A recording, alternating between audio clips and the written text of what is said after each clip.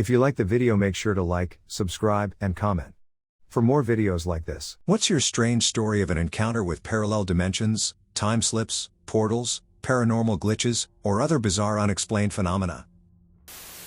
I worked in the high country of Yosemite for a few years and did a fair amount of exploring the backcountry. I can say that some random pockets back there have a really lonely, desperate, miserable feeling. Once I was hiking from Tuolumne to Glen Ullin at night and took a shortcut across the granite slabs, and I saw basically the clear outline of a person running along a ridge line in front of me. My parents and I drove for 12 hours in the parallel universe, trying to go for a long trip to the US from Canada, but ended up home, where we began the journey. Okay, so my parents and I always travel to the USA every month to visit my brother, and the drive is about 15 hours long. So one day we all sat in the car at 3 p.m. And because we travel there so much, my dad is familiar with the drive and areas that we see. After passing the border, we usually stop at a gas station where I turn the GPS on for my father. From there, it's a pretty straight drive, mostly on the highway. 4 hours pass by, and that's when we make our first stop. Everything was going accordingly. All the areas we stopped at were passing by with the same industrial areas.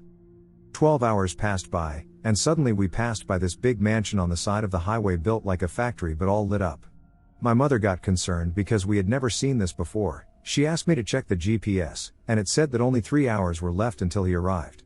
I told my mom not to worry, but 10 minutes later, the GPS lost all signals.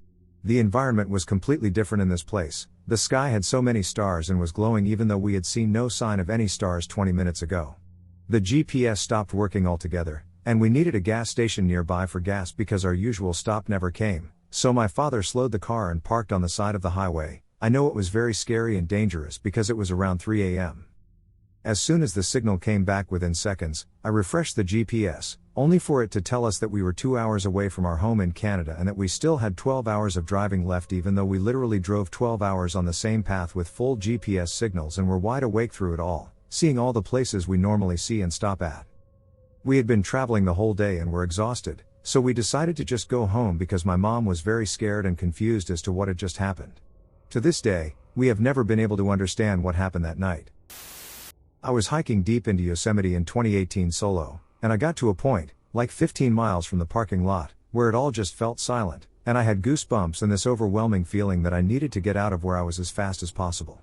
I picked up the pace for about a mile, reached some populated areas, and started to feel at ease. Then, another solo hiker crossed paths with me and asked if we could walk together, but we split off about 2 miles later. So creepy. He just kept looking behind us and saying, "Let's pick up the pace, too." And I asked if all was okay, and he assured me yes. Never saw him again after that. I have had this situation happen a few times. The one in particular has stayed with me for 10 years. I thought I was going crazy and being weird until I saw others have had similar experiences.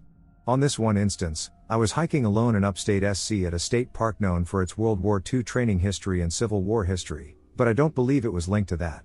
I believe that either someone with bad intentions or a predatory animal was watching me. It was a beautiful late summer day. I started around 8 a.m. This particular trail I was hiking is 5 to 10 miles, depending on which side routes you take. I was on the long loop that takes you way deep into the woods and has some hills and valleys. We're about halfway. I'm heading up a small hill, and the trail takes the left side around the hill. To the left, there is a gradual drop into a valley that is about 50 to 75 feet deep, which is walkable, though it would be tiring. It was a great hike, sunny and warm, the light was perfect, and the smells and sounds of nature were present the entire hike. Then I stopped to take some water. The woods went completely silent, the sun seemed to dim, it got cool, almost cold, and the most creepy feeling of being watched came over me. My hair stood up.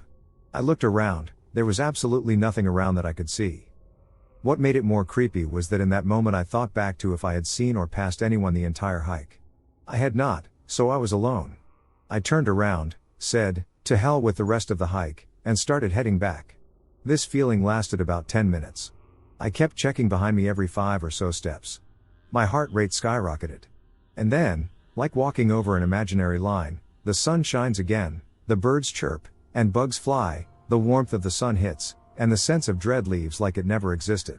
Experiencing this situation in real life was far more intense than my description suggests, yet I still cannot explain what happened or why. It was like walking past a line into a dark gray evil portal in the middle of the woods. And then walking out of it. Happiness and beauty seemed to be void in that area. I'll never forget it. Never.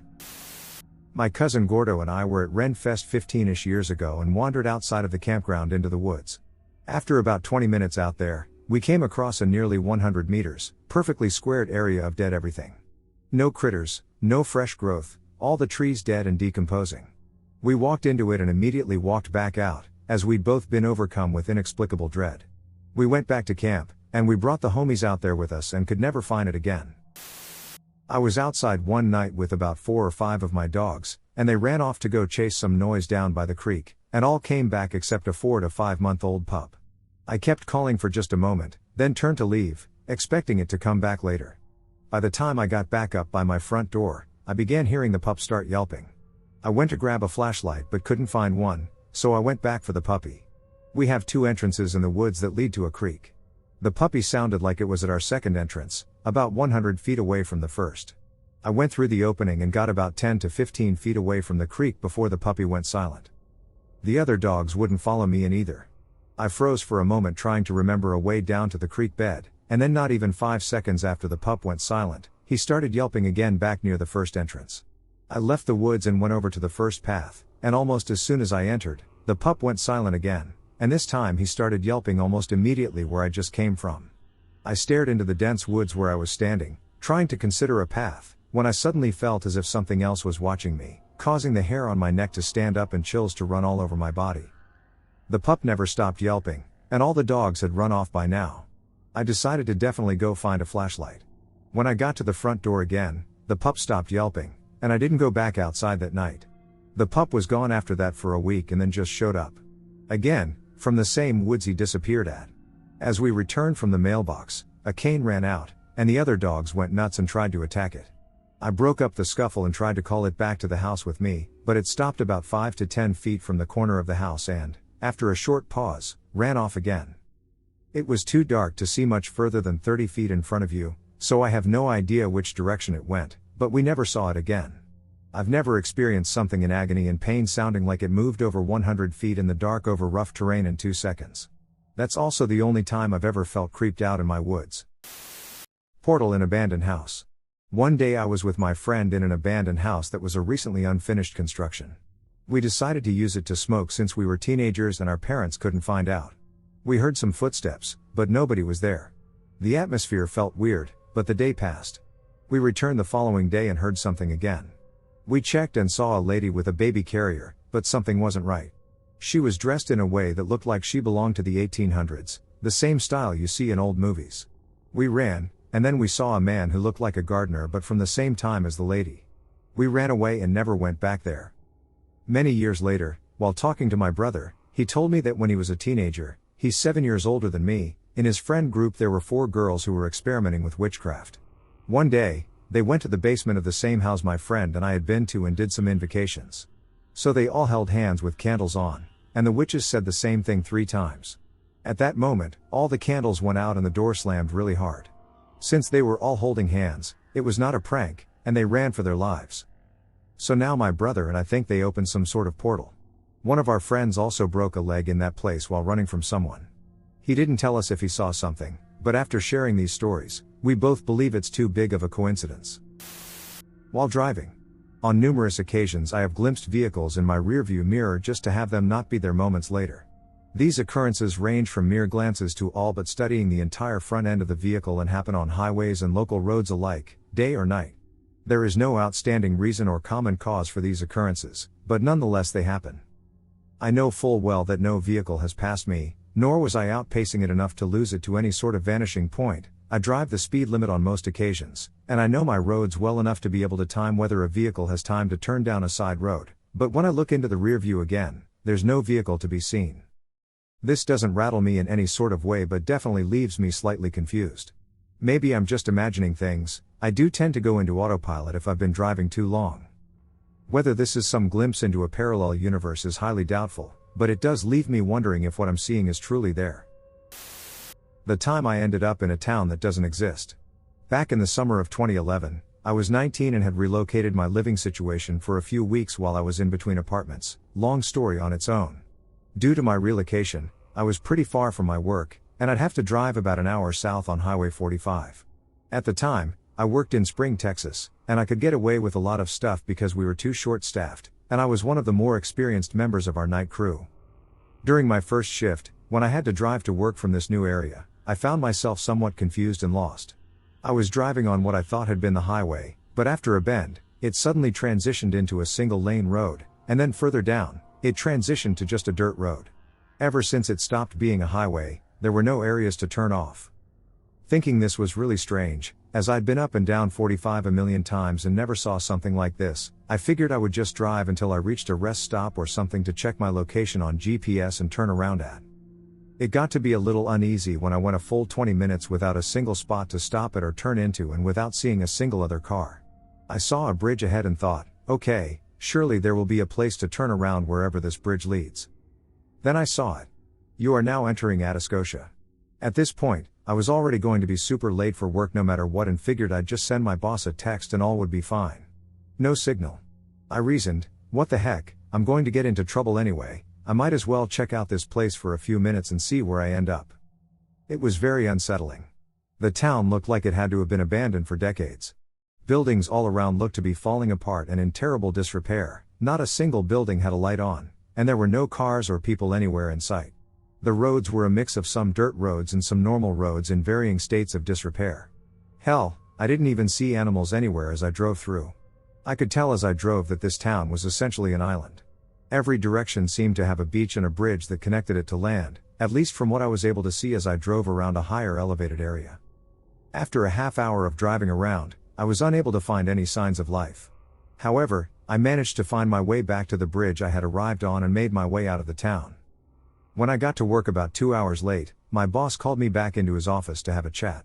I'd been working there since I was 16 and had never been so much as a single minute late, so he was willing to hear me out. As I recounted my story to him, his concern grew. He and another coworker looked at a map out of curiosity, since they had never known of any abandoned towns in the area, and found a place called Atascocita. They assumed I had misread the sign, but when they opened Google Street View, they discovered that Atascocita was nothing like the town I had seen. The only similarities between the two locations were their somewhat similar names and a single bridge that connected Atascocita to a lake, whereas the town I visited was completely surrounded by water and had bridges at both ends. I'm only in contact with one coworker who was at work that day, and he's convinced I somehow got a bustling old-style town like Atascocita confused with a long-abandoned ghost town even though they had nothing in common, just because we couldn't find any Atascocita on the map.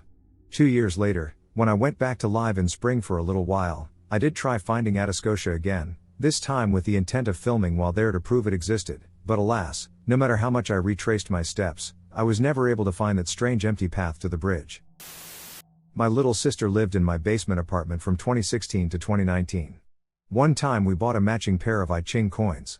We got home and looked at them, so they definitely made it home. We tried to show them to my husband that night, and my sister's was gone. She checked her bag and her pockets, and I went down to her room, and we searched everywhere together. We went back to the shop a couple weeks later to get her a new one, but they didn't have them anymore. We randomly talked about it a few times over the years and how we never found hers and how strange it was. She moved out in 2019, and my husband converted the basement into a space for him. The space was cleared out, and furniture was moved. My sister died very unexpectedly and tragically in 2020. The day following her death, I ventured down to the basement, where I discovered her missing I-Ching coin, prominently displayed on a desk that had never been present during her time with me. I was literally so shocked I just stood there and stared at it in disbelief for several minutes. I now have both our coins. Disappearing house in the woods. If any of you have any experiences or knowledge pertaining to this, please reach out because I need to figure it out. When I was around 12 years old or younger, my friend and I went into the woods. For context, we were very familiar with these woods, we knew every detail about them. One day, while exploring as usual, we came across a cupboard door that resembled a regular kitchen cupboard door, but it was lying on the ground. We flipped it up, and were almost surprised there was nothing under it, but we kept going. All of a sudden we started seeing plants we'd never seen before, flowers that to this day I've never encountered, and the terrain was unrecognizable. The woods were small, it should have taken 5 minutes to cross, but we had been walking longer. My internal clock told me something was off. Why hadn't we reached the end yet? Then, all of a sudden, as if we had blinked, there was a white house with pristine grass and a perfect lawn-shaped square around it. My buddy and I were shocked, but for some reason, we decided to turn around and go back to avoid disturbing whoever lived there, a decision I have regretted all these years. We went back to try and find it, and we never could. We also couldn't find the door, which I believe is somehow connected to this experience. If anyone has any theories or experiences, please respond to this. I want to find it again. I want to know what I'd seen. I will be here a long time. My brother-in-law works with Duke Power. He has so many crazy stories, but the one that really gets him is this story because it can't be explained by logic. Earlier, a coworker had been called to a house because the owner called complaining his electricity was acting up. The guy came back, and my brother-in-law noticed he was a little shaken. He claimed everything was working at the home and left early for the day. A few hours later, my brother-in-law received a call to visit the same home after the owner called complaining no one had been there and he was cold. As the sky darkened tonight, my brother-in-law drove to, as he described, a dilapidated 3-story home with no house in any direction with a few withered trees here and there.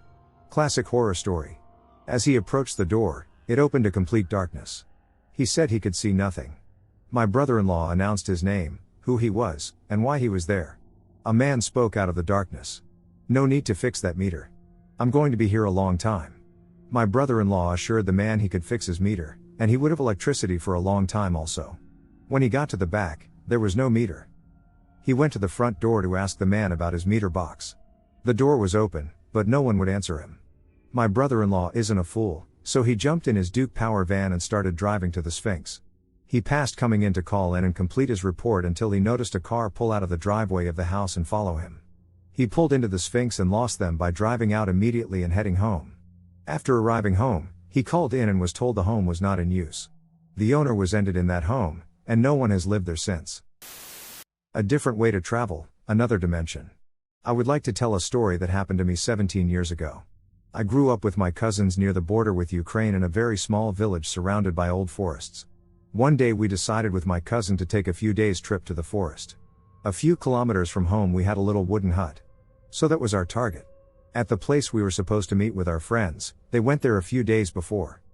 So we went on the path that we knew perfectly. It was a sunny summer morning. On the way we bought some milk and cheese, and we were walking through the woods. A few hours later I looked on my watch, it was 13:00. Suddenly fog came, and trust me, something was very, very wrong. We were in the highlands, and when the fog stopped being so heavy, suddenly I saw willows and swamps. I looked at my cousin, he seemed to be as confused as I was. We stopped. Everything seemed so real. The smell of moisture and all those noises. The first thought was that we lost, but that was pretty impossible. After some time, I inquired of my cousin about our whereabouts, and he responded that he also wished to know the same. We looked at the compass, and it went crazy. We are supposed to be in completely different directions. This place was magically beautiful and dark at the same time. To be honest, I didn't want to leave, I wanted to go on and stay there. Then we saw a bird. It seemed enormously big with a huge beak and gigantic wings. That was too much for my cousin. He grabbed my arm, and we started slowly going back on the same path by which we came there. When we were walking, the last thing I remembered was that I could hear human voices and the sound of horses. Suddenly fog surrounded us, and I woke up at the same hill that we were before. My cousin was sitting by the near tree. It was dark. I looked at my watch. It was 23:20. So around 10 hours just disappeared from our lives. I want to anticipate the questions, and no, we don't use drugs, and we were not drunk. Yes, I know this place. Because I lived there for 20 years. This bird, I found out, was a gray heron that was supposed to live in a completely different part of Poland. Still, it was way too big even for a gray heron.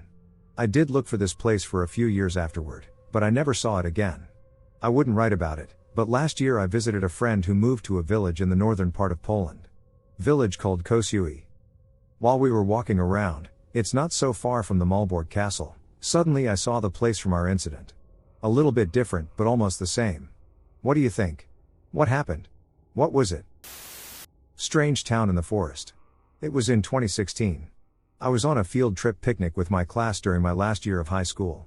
We had some snacks for a little meal, and then I saw a turkey, just a wild turkey.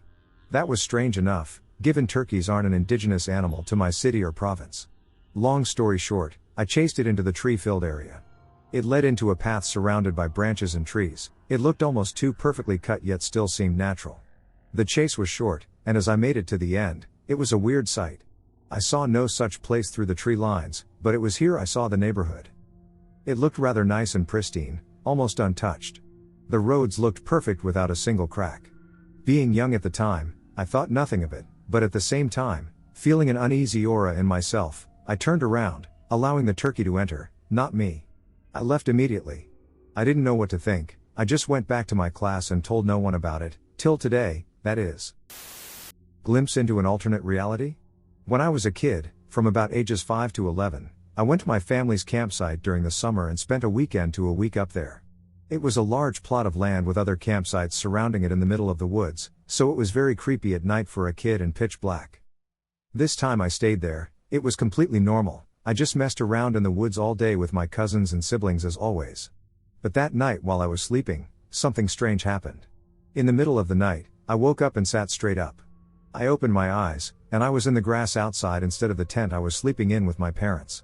It was dark, and I couldn't see anything around me, but I could feel the grass beneath me, and I could make out the shadows of the tree line and the shed that sat on the left side of the property. I couldn't hear anything, none of the usual wildlife or the water. I knew where I was, but something just wasn't right. I was too scared to move, so I looked around for my tent or any source of light, but all I could see was a black void. Again, being terrified, I yelled for my dad, which was the only thing I was able to hear. After yelling a few times, I felt my dad grab my arm, and all of a sudden I was back in the tent, sitting straight up with my eyes wide open, and he asked what was wrong. I didn't tell him what happened, I just said I had a bad dream and went back to bed. The next morning we were packing up to leave and walking through the camp, and things just seemed different. Nothing huge or unrecognizable, just slight differences that seemed to have happened overnight. Yes, this very well could have been a lucid dream, but I have never had a lucid dream before or after this night. I've never been able to lucid dream or experience anything like that in any of my dreams, no matter how hard I try, even years later. I have a few other weird experiences like this not relating to dreams, which makes me believe it could have been something like a parallel universe or alternate reality. Parallel universe or mandala effect. Do you believe in parallel universes? I do, because I had an encounter that totally blew my mind. Prior to this incident, I knew nothing about the parallel universe, and whatever happened on that day, I had no idea what was going on until I saw documentaries about the possibilities of parallel universes. It kind of answered the questions as to why that incident happened. Many years ago, I was working in a clinic downtown. During that period of time, I was cohabiting with my ex-boyfriend. And since our working hours and working locations were the same, we would travel to work together daily. There was this one particular day that seemed like the usual. We woke up, washed up, had breakfast, and headed to work together. After dropping me off at the clinic, my ex-boyfriend headed to his workplace, which was nearby. We went about our own work as usual, and like any other day, we knocked off at 6 p.m., and he would come over to the clinic to pick me up before heading home together. Nothing seems unusual, not until the next day. Same morning routine, we got out of bed, washed up, had breakfast, and headed to work together.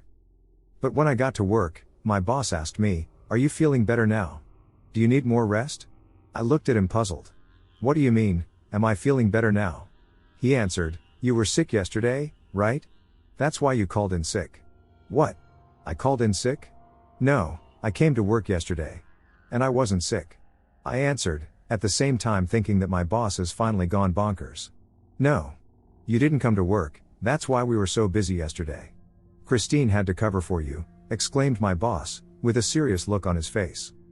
And so, we went back and forth, with me denying that I had called in sick, while my boss insisted that I didn't show up for work. And by then, my coworkers were also agreeing that I had called in sick and didn't show up for work. But I managed to tell them who the patients we saw yesterday were and what illnesses they were having. Needless to say, my boss and coworkers were astonished because I have yet to start up my work computer, therefore, there's no way for me to know these details. But despite all these, they still insisted that I wasn't present at work. Seeing that this was getting nowhere, I said, "Ask my boyfriend when he drops by later, he sent me to work yesterday, and he even picked me up after we knocked off." With that, we temporarily dismissed the whole thing and went about our work. In the evening, when my boyfriend came to pick me up, I told him what happened and asked him to testify to my boss and coworkers that I came to work yesterday. So he did. He even described what I was wearing to work yesterday. To top that up, he even remembered what my boss was wearing yesterday because every time he drops by the clinic to pick me up, he greets my boss. By now, everyone was freaking out, but not as much as me. Because I clearly remembered going to work, my boyfriend dropped me off at the clinic, I had lunch with my coworkers, and I went about my work as usual. But, if no one in the clinic has seen me, then who were the people I was working with on that particular day? This incident puzzled me for many years until I learned about parallel universes. Maybe that day, I had somehow stepped into a portal and ended up inside a parallel universe where I work the same job and have the same boss and coworkers. And when I knocked off, I stepped out of the portal, back to my own universe. I don't know. That is the only possible explanation that I can get. What do you think? Glitch in time, never-ending road. To preface, I know this story lacks detail and probably won't scare most, but to this day every time my best friend and I retell this story, we get chills. This probably happened 2 years ago. My best friend and I would often just drive around on back roads and listen to music and talk. If you live in a small town, you get it. At some point we ended up a little outside of town and started driving on this road, and everything was fine up until we just started feeling weird. We had been on this road for what it felt like forever, but there was not a single place to make a turn and exit off the road. Eventually we get freaked out because we've been on this same road for about 15 minutes and there was nowhere to leave it. It was nighttime and pitch black outside, and we hadn't even seen a car pass us. The service was awful, so it took a minute, but I ended up just putting in directions for back home. At this point, both she and I are on the verge of tears, feeling chills all over, and are absolutely terrified, with no explanation for our fear other than a strong sense that we shouldn't be there. The directions tried to take us down a dark gravel path. I said absolutely not. I honestly don't even know how we made it back home, but I'm pretty sure we had just driven around until we found a turnoff from the road. We went back another day to what we think was the same road, and it felt nowhere near as long as it did that night. I say I think it was that road, just because that night the road went on for 15 to 20 minutes with no turning. This other road was like 5. But it was in the same place as we were that night. I still can't explain this experience. Maybe we hit a glitch in time, and that's why the road went on for so long? Maybe something was trying to tell us to leave? All I know is that I've never been so scared about something I never saw or heard. If anyone has had a similar experience, please share. Ghosts are just glimpses of other realities? Theory and true story. I've never really believed in ghosts, demons, etc., but I've had some real experiences over the past few weeks. The first time was after I had just put my son to bed. I walked all the way across the house, and just before I got to my room, I heard my son's voice whisper, "Daddy." I'm pretty quick on the draw, and I clicked the flashlight button on my phone and spun around simultaneously to find no one behind me. I went into his room, and he was still lying in bed. He couldn't have run out of his room and back into bed in half a second, and if he had, I'd have heard him on the hard floors. Thinking about that still gives me shivers. The next day, while I was in the bathroom drying off after a shower, I suddenly felt as if my son was about to open the bathroom door, so I instinctively covered myself and got ready to scold him for entering our bedroom or bathroom. When I remember that I'm home alone. Then the door swings open. Now, mind you, it wasn't fully shut, but it was standing at an angle, and it forcefully moved outwards. I wasn't even scared that time, more fascinated. I tried to replicate it, thinking maybe the wind from moving the towel moved it. I couldn't get it to budge from where I was standing. The more I think about it, the more I have to wonder, since I'm trying to look at it objectively, if I'm just crazy, first of all. But if I'm not, what if paranormal encounters are our mind's perception of two realities colliding? It would explain so much. Déjà vu, the feeling of staring into a mirror and wondering if that's really you and who the hell you even are and what your purpose is. So many unexplainable things would suddenly make sense, as much sense as the realization and acceptance of an interacting or glitching multiverse can bring. Anyway, have you ever had this thought? Teleported while driving. About a year ago, my friend and I were driving to this restaurant that we frequently hit up. We'd been there many times before, so we were very familiar with the route to get there and back. The drive took approximately 15 minutes, primarily consisting of a straight stretch on the freeway. After we finished eating, we started driving back to my place. To reiterate, we'd taken this route numerous times. We'd been driving for about 2 minutes and had just gotten on the highway. I looked down at my phone for literally a minute, and when I looked back up we were suddenly in a very different part of the neighborhood. We weren't even on the highway anymore. The street we found ourselves on wasn't on our usual route, it was out of the way. There's no way we should have been there while driving back to my place. At first I thought it was just me, but then my friend said, "Huh? Why are we here?" He confirmed that something very strange had just happened. I looked at the map on my phone, and we were actually pretty close to my apartment, just heading away from it. We got back to my place and haven't really talked about it since. I have no idea what happened. The kids on Eel Route 47 near Hampshire, Illinois. I've been driving trucks for 20 years. I've seen my fair share of weird stuff on the road, but nothing prepared me for what happened last night on Route 47. It was past midnight. The highway was empty, the kind of empty that makes the headlights of your rig feel like a spotlight in a theater for no audience. I was halfway between towns, windows cracked for the cold, when I saw them. 2 kids.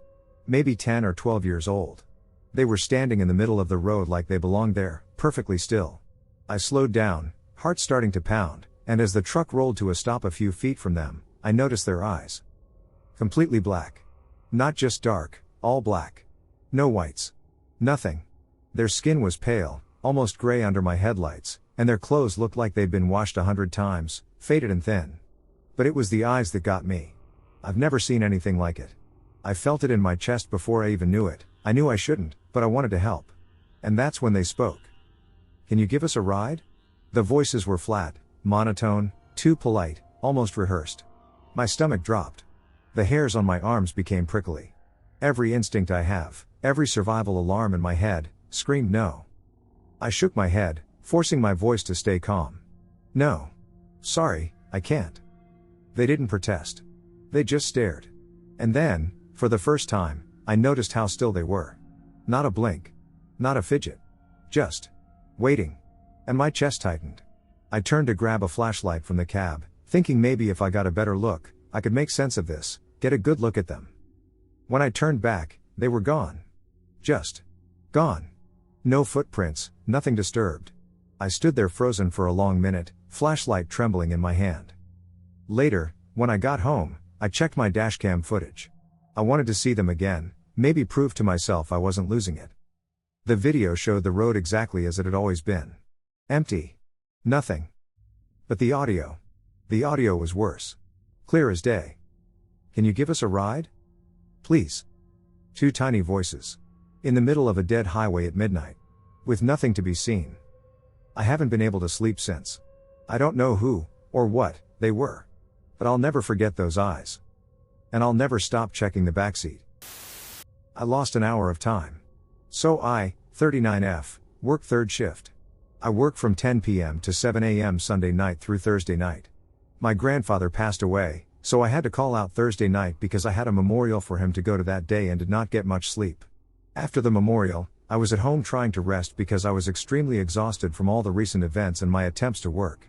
Around 10 p.m. I was hungry, and of course I didn't have anything to eat in the house, so I decided I would go to Taco Bell and grab a few tacos. I got up and got dressed. By the time I got in my car, the clock in the car said 10:30. I looked at the clock because I realized I needed gas, and the gas station I always use closes at 11 p.m., so I had 30 minutes before they would be closed. I drove straight to the gas station from my house, which is only 9 minutes away. When I got there the lights were still on, but the store was closed. I was so confused because I still had 20 minutes before they closed at 11. I got back in my car and started it, but when I looked at the clock, it said it was 11:40.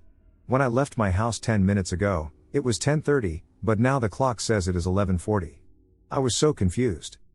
I went to Taco Bell, got mine and my husband's food, and then stopped at a different gas station to get gas. When I got back home about 30 minutes after leaving, I walked in the house with my bag of food in hand, and my husband was so confused because he said I had only been gone for like 5 minutes. He said there was no way I had time to go to 2 separate stores and to Taco Bell to get our food. I don't know what happened, but it was very weird and confusing. Does anyone have an explanation of what happened to me? I believe my sister and I have slipped into a parallel universe through my sleep. When I was around 7 or 8, I distinctly remember going to a restaurant and getting a plate full of fruit and then heading back to my hotel and going to the hot tub. My sister Alex and I were there talking about the activities we had done that day, and before we knew it, we headed back to our room. Our parents were at the casino and had left us pancakes and a note saying they'd be back in a few hours. We went to bed, and I had this dream that was just a bunch of lights with my sister's voice in the background. When I awoke, my sister and I found ourselves in a cabin in a completely different state. I went to wake up my sister, and I told her about my dream. It turns out we both had the same one, but instead of me hearing her voice, she heard mine. We both had no clue where we were, so we walked around. There had been a hot tub near our cabin and the same lady working at the other restaurant. We had talked about going to the fruit bar with our parents and had asked them if we drove to a different place while we were sleeping, but they just gave us a strange look and asked us what we were talking about. To this day, my sister and I still discuss what happened that night and come up with new theories about our experience. A strange experience getting dinner. I feel like I stepped into a glitch in reality. This happened about 8 years ago, but it left a big impression on me, and I thought I'd share here. Basically, my wife and I left to grab some quick dinner one night and ended up at a Taco Bell. It was dark and late, but many people were still out. We pull into the drive-through lane, and it's full. We're maybe 2 cars back from the speaker where you order, and so we start talking to pass some time. We then realize it's been about 10 minutes and nobody has moved. That's when I noticed that nobody was moving. I mean, inside their cars. Nobody is fidgeting. No one's window is down. Everyone is just sitting perfectly still behind their steering wheels. I figured someone had a huge order and was holding everything up, so I pulled out of the drive-through line, parked, and walked inside to order. I walked into the Taco Bell, and as soon as I entered the lobby, every single person in that place turned and looked at me. There were maybe a dozen customers and one guy wearing a white t-shirt at the register ordering. I could see the employee taking his order and 2 others back in the kitchen. Every single person in that place sized me up and then went back to what they were doing. And what were they doing? Nothing. The place was as still as the grave. I honestly thought I might have walked into a robbery in progress or something. Everyone just stared at each other. I stood there maybe a minute or 2. The hair on my neck was up, and I had the overwhelming urge to GTFO. So I did. I left and saw that the drive-thru hadn't moved, which wasn't surprising because the 2 cooks inside were just standing there staring at the food line. I got back in the car, and we went and grabbed some Chinese food. The next day, I checked the news and found no reports from that store.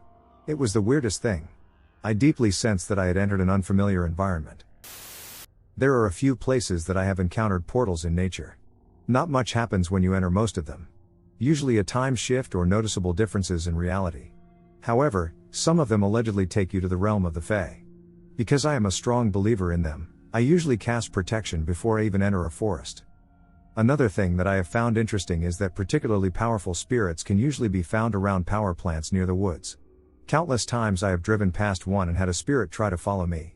My personal theory as to why spirits are located near places of power in the physical world is because the spirits can harness some of that energy. Also, places like oil fields, windmills, etc. I also take into account the phrase as above, so below. As it is in the physical, so must it be in the spiritual. If that is the assumption that I am making, then that means any place of power in the physical is a place of power in the spiritual. It also helps to think of religious or spiritual buildings, especially older or highly devout ones. They are places of spiritual power. One other way to find a portal is just to make one. Most of the time this is done on accident by spiritual people who cast circles before their workings. In this circle between planes of existence, people often find that things in the circle are separated from regular reality, because they are. The same applies to opening a portal. Cast a circle and manifest a portal. Most witches shift on accident and usually shift into alternate timelines that are just slightly altered from their original. If you want to open a portal, just will it to happen. Plan the spiritual working corresponding to a time or event of great power. Eclipses and other lunar/solar events, powerful storms, the more lightning the better, sacred times of the year, etc. You may be able to shift a bit, but there are never any guarantees on how far you will go. I have only ever shifted a few timelines away when bad things were happening. However, working at an occult shop, I have heard some wild stories about people shifting far away from their reality. My personal tip for conjuring a portal is to do it on or under your bed and sleep immediately after. The astral body will travel when you sleep, depending on if you did it correctly. Don't forget to protect yourself and at least know how to do energy work. I hope this helped. I am more on the spiritual side of being, but I hope you can understand that this is my belief. My dad's story. My dad only believes in things that have explanations, and when he told me this story, he was clearly conflicted. He went to his best friend's farm with another friend. While his best friend was digging to plant something, my dad went to see a lemon tree he thought was cool. When he arrived at the tree, however, he turned to see his best friend, and he couldn't find him anywhere. He asked his other friend, who was with him, if she had seen his friend go somewhere, but she hadn't. My dad started screaming his best friend's name but couldn't hear a reply. He said that he realized the light was wrong and that he felt different. He showed me some pics from his phone of the sunlight, but I couldn't understand the difference.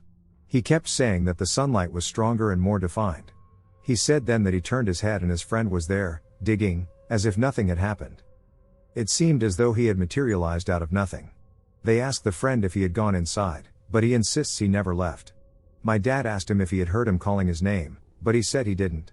Because he hadn't raised his head, he couldn't say if he saw them at the tree. When my dad told me the story, he asked me what I had thought of his friend. Had he disappeared? I told him I thought it was him and his other friend who had gone somewhere else. He then said that his best friend recounted a story from his childhood about playing around the farmhouse. When he eventually returned home, his mother was very angry because she had searched everywhere for him and had been calling his name. So, maybe there's a portal there? High strangeness in Santa Barbara County, California. I'd call this a possible alien abduction. Frank in Newport Beach, California, called Coast to Coast AM to tell of some strange disappearances that happened when he was attending college in Santa Barbara County, California. I have 2 stories about people I know personally who experienced similar disappearances on a college campus.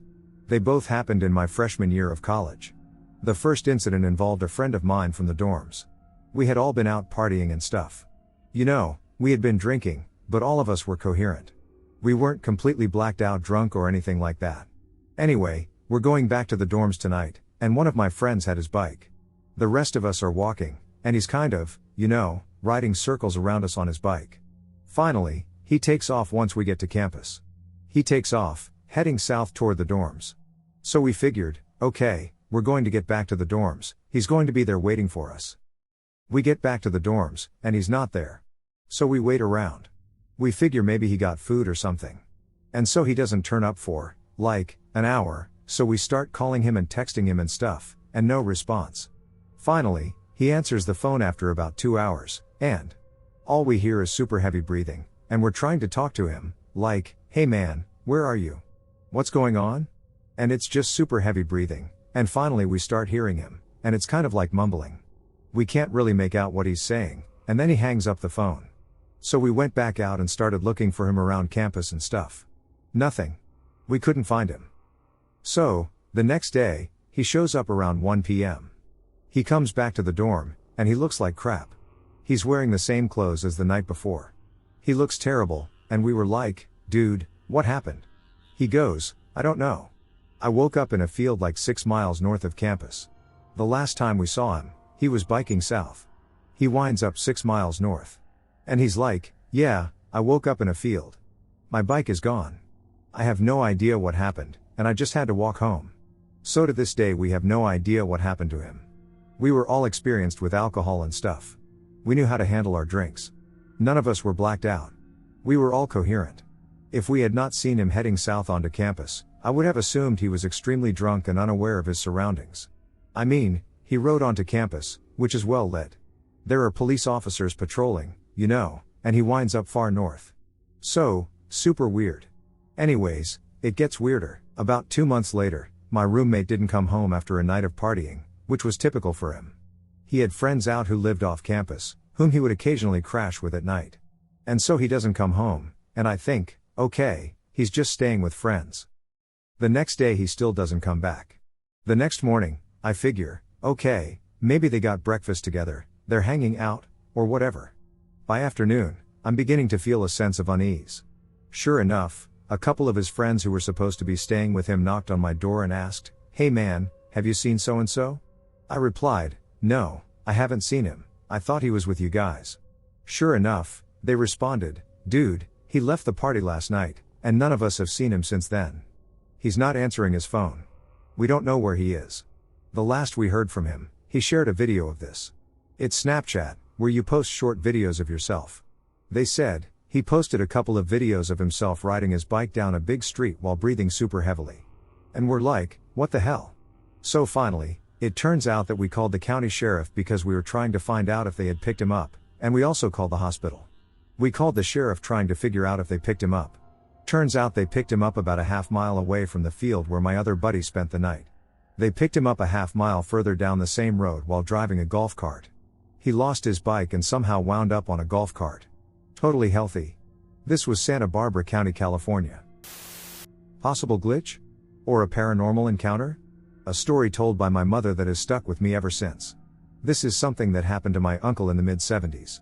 My mother and her family grew up on an island where technology had little to no influence back then. The country was on the verge of getting up on its knees but was still years behind the majority of the world.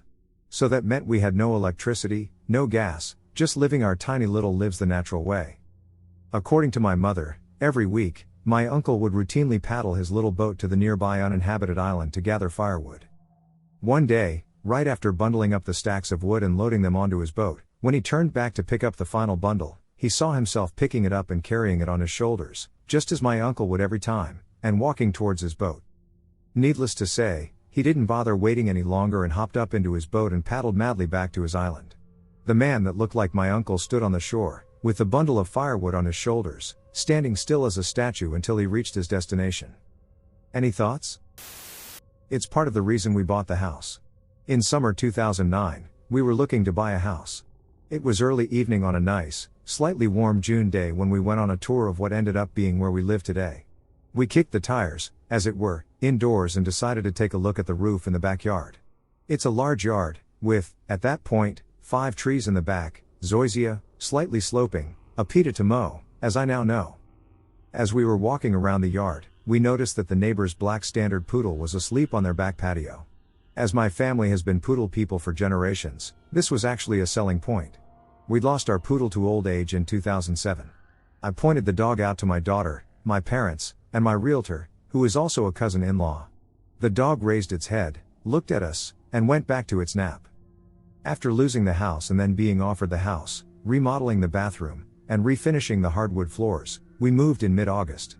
Kiddo was excited to start at a new school. I was glad to finally be out of the neighborhood we'd been in. It was on the decline, and we'd been in a tiny, 2-bedroom duplex with horrible neighbors. Maybe a month after we moved in, I was working, finishing up unpacking, and I locked myself out. Of course I hadn't put the spare key out yet. Of course my phone wasn't in my back pocket where it ordinarily resides. Fortunately, my neighbor was home, so I went over to see if I could use her phone. I called my dad, and he was on his way to bring his spare key over. It was a warm day, and rather than leave me sitting on my porch, my neighbor invited me in. We sat in her living room and got acquainted for a while, and I asked her about her pets, particularly the poodle. I hadn't seen it since we looked at the house in June. I saw a black standard poodle in the yard the night we bought the house. We're poodle people, we lost ours in 2007. She looked at me funny and said, "Oh, buddy? He's been dead for years." My entire family saw the dog. We're not crazy, other than the fun at parties kind of crazy. We've never been able to explain it, but all 4 of us, kiddo, parents, and me, know we saw a black standard poodle on the neighbor's back patio that night. I think I witnessed a parallel universe. This happened 18 years ago. I was heavily pregnant with my daughter at the time and alone in the house. I was tidying up the living room and heard an odd noise. I looked up, and a woman in a red dress and red shoes walked through my living room. I was furious/frightened. Who the hell was this woman? I called out after her. There was no answer. I ran after her to stop her. As I got to the entranceway to the living room, I saw her walk up the stairs. I heard her heels clicking on the stairs. I raced after her as fast as my overly pregnant body would let me, shouting at her the whole time. She did not even look around or acknowledge me in any way. I reached the top of the stairs just as she entered the linen closet. "I got you, you witch," I thought. I opened the closet door, and nothing. Just the shelves full of towels and bedsheets. I was dumbfounded. I looked throughout the rest of the house just in case, and nothing. I sat down, and after thinking, I finally just tried to dismiss it as pregnancy brain crap. But it was preying on my mind. When my husband got home from work, I told him about it, expecting him to laugh. But he got this strange look on his face. He said he saw her too. 2 days earlier he was in the bathroom and heard someone coming up the stairs. Thinking it was me. He looked out the bathroom door and saw the same woman in the red dress and shoes walking down the hall. He demanded to know who she was and got no answer. She walked into the linen closet, and when he got there, she was gone. He didn't mention it because he had a history of abusing drugs, 3 years clean and sober at the time, and he didn't want me thinking he was using again. The reason I think this may be a parallel universe is because she wasn't ghostly. Just as real as you or I. I heard her heels on the stairs. So did my husband. We never saw her again. So if it was a ghost haunting us, she gave up. Any thoughts? I was driving and got transported to another place. So I went to go pick up food from a restaurant at the mall. I've been to this restaurant a ton of times. I got back to my car after picking up my food, put my GPS on, and started driving my usual route. There's a loop on the way to my boyfriend's house that I always remember because it's a little tricky to merge back onto the highway. I looped around and headed in the direction of my BF's house, which I am used to. I blanked out for a moment, looked down at my GPS because I didn't recognize my location, and noticed that a turnaround was approaching on the screen. I look up and realize I'm approaching the light where I turn left to go to the mall restaurant. I was extremely confused because there was no way I could have exited the highway after the loop and headed back towards the mall. I looked at my GPS just to double check if I accidentally put in another address because maybe I was in car hypnosis and ended up looking at my GPS and going the wrong way, but no. It was directing me to my BF's house. I always put my GPS on out of habit, even when I know where I'm going, just to keep up with delays, etc. I was confused and shaken because I don't remember getting off the loop, merging, and ending up near the mall. I am still so confused about how this happened. Also, yesterday, I was driving with my BF, and there was a tow truck transporting a small truck. I looked in the small truck and saw a man inside, along with glowing lights that resembled neon lights or a bright radio display. I immediately pointed it out to my BF because I thought it was funny that a guy was just chilling in his truck while getting towed. I sped up and got closer to the truck so my boyfriend could see it, but to my surprise, nobody was inside the vehicle.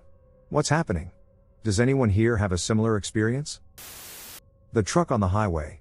I'm new to this community, but I thought I should share this story, as I still don't know what was going on. Anyways, this happened a few years back, so I can't remember every detail, but here's the story. So I was driving on the interstate, headed to a practice alone that was about 45 minutes from where I live. As I was a dumb teenager, I was probably driving about 15 miles per hour over the speed limit, so I was being vigilant about where cars were around me.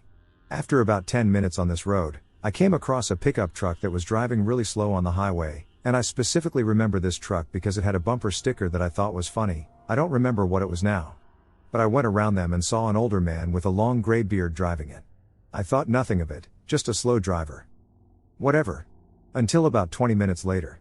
Remember, this entire time I never dropped below the speed limit or stopped at any point. So I keep driving, and sure enough, the exact same truck with the exact same stickers and the exact same man driving shows up and is somehow about 100 to 200 yards ahead of me when I first spot him.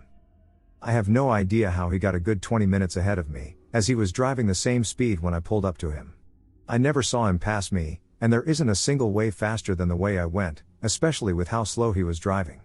To this day, I still can't figure out how he showed up.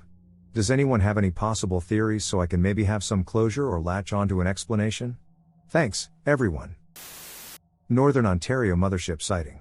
Early 2012 in Northern Ontario, I was on a short trip to a neighboring town to pick up a relative who had spent the night. This road is maybe a 25-minute drive with notable stretches on its route. Along one of these straight lines, on our return trip, on our right-hand side a stationary ship appeared. It was 10 p.m., and needless to say, it was too dark out to fully see the details of the outside of the ship, but I could make out the silhouette it was creating against the night sky. The sky was clear, and the stars were visible along with the moon. This ship was insanely huge. I'm talking the size of a traditional hospital. I say hospital because it had the same structure as a building would have. It looked compartmental, as if each addition to the ship's size was another attachment, as each piece was square or rectangular shaped. Nothing of this ship was smoothed out or round shaped. Before all three passengers could fully grasp what we were looking at, one of us started to get sick, and another became immediately obsessed with accounting for every passing minute, scared to be abducted and lose time. As the ship suddenly appeared, only maybe 3 seconds had passed for us to observe it up close, and I'm talking about this thing being just above the median by maybe 50 meters. Still, its size was the most surprising part. When this ship suddenly materialized, it opened a green portal maybe a full kilometer away. The ship itself flashed 3 green lights in succession that filled the entire sky, and on the third flash, it shot into the wall it created and vanished as it was flying into it. What was even more mind-blowing is how the light was trailing behind it.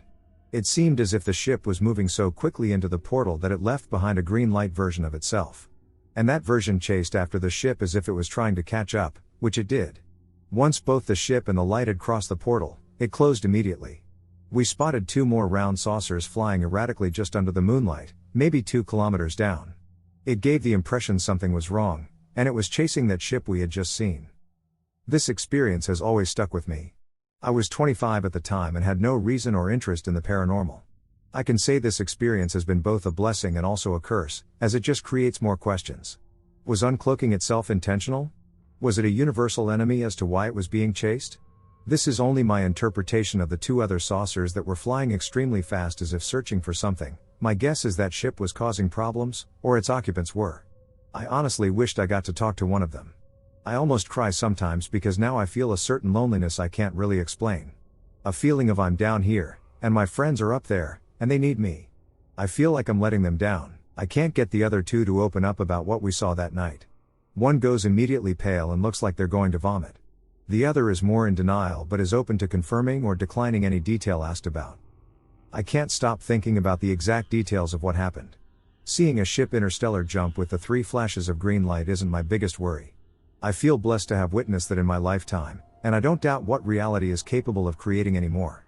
What bothers me is, did we have a ship in our area that was seen as an enemy? A race that is here to not do us any good. I don't like that I couldn't have been part of the narrative in their story. Sometimes I believe that the ship either malfunctioned or needed to respond to an emergency elsewhere, which is why it had to activate interstellar travel but couldn't do so while cloaked. Therefore, they had to turn off the cloak and immediately enter the portal that had been opened. I still always wonder what emergency they had. If I was actually looking at an enemy ship or an ally ship needing to make a run for it from the two saucers. Over the last decade, people have spotted the green flashing lights and shared it over Facebook, but I could never bring myself to tell them it's a ship teleporting somewhere else. No one I've shared this with believes me or wants to. I don't blame them. Please help me understand more. The Ghost Family. About 3 years ago, I worked at a pizzeria where I carried out varied tasks depending on the needs. This evening, I was in charge of deliveries. A couple and their 2 children, who were regular customers, ordered by phone and came to pick up their order at the restaurant. Usually, they opted for delivery, but this wasn't the first time they had come to pick up. As they left, I walked past them. A few minutes later, we realized that they were missing an item. We tried calling them, but there was no answer. As they were loyal customers and I had a delivery nearby their address, I decided to drop off the missing item myself. However, when I arrived at their building, something seemed off. They lived on the ground floor of a small building, and their yard was usually filled with children's toys, but that day it was empty. I rang the intercom, and through the glass door of the building, I saw an elderly woman opening the door of the flat and coming to me. She told me she had lived there for years and there was no family there. Confused, I went back to my car and video called my colleague to make sure I wasn't going crazy. She became puzzled, as I had just been, and confirmed that I was at the correct address.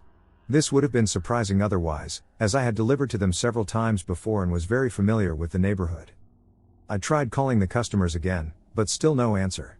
Eventually, I had to move on, as I was running out of time. About 2 weeks later, they reordered, as if nothing had happened. I made the delivery, and everything seemed back to normal. Of course, I told them about the strange events. They were just as confused as I was and had no explanation, since they of course didn't move, and no elderly woman lived with them. Moreover, they were certain that they had gone straight home after picking up their order. Since these events occurred, we have referred to them as the Ghost Family. Did I cross over into a parallel universe? So I was around 10 years old, I'm 21 now, not that that's important, but anyway. I was sitting on my bedroom floor playing with Lego, and every so often I clearly remember things kept changing. What I mean is that the posters on my wall would change to different ones, and the lampshade would also change to a different style. The Lego I was playing with wasn't there, and then it would appear again. It's like I was stuck between two of my realities. As it got later, I was getting ready to go to bed. And I remember my mom coming into my room to say good night and all that. So I got into bed, and she sat down at the end of my bed to talk to me for a bit. I didn't tell her about things appearing differently or anything like that. But as she was talking to me, nothing she said made sense, sentences and words weren't in order, and she was talking about 2 different things at once. And her appearance kept on changing. The walls kept on changing. The light shade appeared once more. The light shade was the most obvious thing. In my room there is a white round light shade around the light on the ceiling. I still have the same one now. But when it changed, it was one of those wide, cone-shaped ones. So anyway, I told my mom that the light shade kept changing. And then she started telling me to stop being silly and get to sleep, saying that I've got to be up early in the morning so she can take me to my dad's for the weekend. Keep in mind I have not had any contact with my dad since I was 6 years old. So then I get confused and ask her what she meant by going to see my dad. And she didn't know what I was on about. And she told me to stop being silly once again. I have no idea what went on that night. But I will never forget it, it's all still so clear. And sometimes it still happens to this day, but not as strong. The only thing I get these days is just feelings that everything's different and that I'm not in the same universe. It's a bit creepy, but I haven't got a clue what was happening. Has anyone else had anything like this happen? Or does anyone have any explanations for this? Scary story. I never believed in portals or alternate timelines. My friend would always tell me stories about people she knew, strange experiences, shifts in reality, stepping into other timelines, but I'd just laugh it off. It never happened to me, so I didn't give it much thought. But then came June 17, 2023. Two strange events happened that day, just hours apart, while I was working at the pet store. It was early afternoon, and I was refilling the small food bins on our feeding cart. While handling the bin filled with millet, I noticed a crack on the side. I picked it up to set it on the silver table, but in the process, I accidentally pinched my finger. Reflexively, I dropped it, and the millet spilled everywhere. Frustrated, I shook my head and started cleaning up the mess. I transferred the millet into a different container and threw the cracked bin in the trash. That was that, or so I thought. 2 hours later, one of our team leads, who we'll call Sophia, arrived for her closing shift around 1:30 p.m. As usual, she did a quick walkthrough of pet care to make sure everything was in order. While in the back, she noticed the bin I had tossed in the trash and brought it over to me. I was crossing things off my list at that precise moment. She held the bin up and asked why I had thrown away a perfectly good container. I stared at it, confused. The crack was gone. The bin looked completely intact, no damage at all. I was speechless. When I explained what had happened earlier, Sophia, who does believe in the supernatural, was just as stunned as I was. I tried to brush it off, but my mind kept circling back to it. Was I losing it? Misremembering? Or was something else going on? And then, 2 hours after that, something even stranger happened. I was called up to cover the register. Everything seemed normal. The day was uneventful and unremarkable until I glanced at the automated doors behind me. That's when I saw another team lead, who we'll call Erica, walking into the store. She didn't wave like she usually does. She didn't even glance at me. I watched as she walked slowly into the clock-in room, where she began putting on her keys, walkie, and scan gun. The whole moment felt surreal, like time had slowed down. I experienced a profound feeling of being under observation. And oddly, I never saw her leave the clock-in room. Later, I returned to pet care to talk to Sophia. She was venting about the workload, saying it was just her and a cashier today and that there were many pallets to get through. I blinked and said, "Wait, what about Erica? She just came in." Sophia looked confused and told me Erica wasn't scheduled today. I immediately walked back to the clock-in office. She wasn't there. I checked the schedule. Sure enough, Erica wasn't listed at all for that day. I don't know what I experienced that day. I still don't. Maybe it was a glitch, a portal, a timeline slip, or something else entirely. All I know is that it left me questioning everything, and I haven't stopped thinking about it since. Haunted hotel or glitch in the Matrix at the Omni Grove Park Inn? This may not seem super scary, but it was very confusing when it happened, and it continues to consume my thoughts 15 years later. This happened back in 2010 when I was 15 years old. I was on a family vacation where we visited the Biltmore estate in NC. There were 11 of us on the trip, including my parents, my sister, my aunt and her husband and 3 kids, and my grandparents. The Biltmore estate was not where the incident in question happened, however. On the way home from the Biltmore, the adults decided it would be fun to visit the Omni Grove Park Inn. On the way, they told us that the hotel was haunted, so of course we were intrigued. When we arrived, the kids split off to explore the hotel and look for ghosts. We were running around taking pictures with our phones, trying to capture images of ghosts or orbs. Overall, things were uneventful until we got the call to meet back in the lobby before we started the drive home. By this point my cousins, my sister, and I had all split into different groups, and I found myself with my cousin Jay, male 11 years old. Jay and I somehow ended up on the 4th floor. We were on the balcony and could see our family down in the lobby, but our grandfather was not with them. He just so happened to be on the same floor as us. He was waiting by the elevator with a bunch of other people, and we wanted to take the stairs down instead of waiting for the next elevator. Our grandfather decided to follow us. Now this was an open staircase that went directly down into the lobby. We were on the 4th floor, so we expected to come down at least 3 flights of stairs. This is where things started getting freaky. The stairs kept continuing after 3 flights. It felt like 10 minutes of continuously walking downstairs, and not only were Jay and I confused by this, but our grandfather was furious. He was tired after the first minute of stairs, and he was yelling at Jay and Ime like we were pulling something over on him and making him walk down more stairs. The whole time it seemed like the rest of the hotel around us became blurry or smoky. It was surreal. Once we made it to the bottom of the stairs and into the lobby, we thought we were going to be in trouble for taking so long, but everyone acted like it hadn't been very long at all. Our grandfather seemed completely different as well. He wasn't angry anymore and was not tired like he seemed on the staircase. Jay and I talked for a while on the car ride back home, and he seemed to feel the same way. That the stairs kept going on, and his surroundings also became blurry while on the staircase. Was it something supernatural? A glitch in the Matrix? To this day I'm still not sure what happened that evening at the Omni Grove Park Inn. I saw myself driving my car. This happened a few years ago before the pandemic hit and I was still working in an office, and it really freaked me out. My company was located inside a large business park, and there were walking paths that wound through buildings, crossed roads, and spanned the entire park. Every day during my lunch break I would take a walk on those paths to get a little exercise. One day as I was walking, I noticed a car driving toward me that was the exact same color and model as mine, which isn't too odd in itself, except my car had a very unique vanity plate on the front that this car also happened to have. As the car got closer, I noticed it had a VIP pass hanging from an event I recently went to hanging from the rear view mirror, the same as my car. I watched very closely as it drove by, and I saw myself driving, clear as day, wearing the exact same shirt I was wearing at the time with the same glasses. Since the car was inside the business park, it was moving no more than 15 miles per hour, so I got a very good look. The person driving looked forward the whole time, so they didn't appear to see me. It drove around a corner and was gone. I tried looking in the lots of the buildings where it was driving towards but didn't find it in any of them. My car was in the exact same spot I left it, unmoved. It's the only time anything like this has ever happened to me, and I still remember it like it was yesterday. I have absolutely no doubt it was my car, and the person driving was me or another version of me. A 4-hour time glitch on an empty highway. Recently had a 10-hour drive back home from a sports tournament. I was driving one of 3 vans of teammates.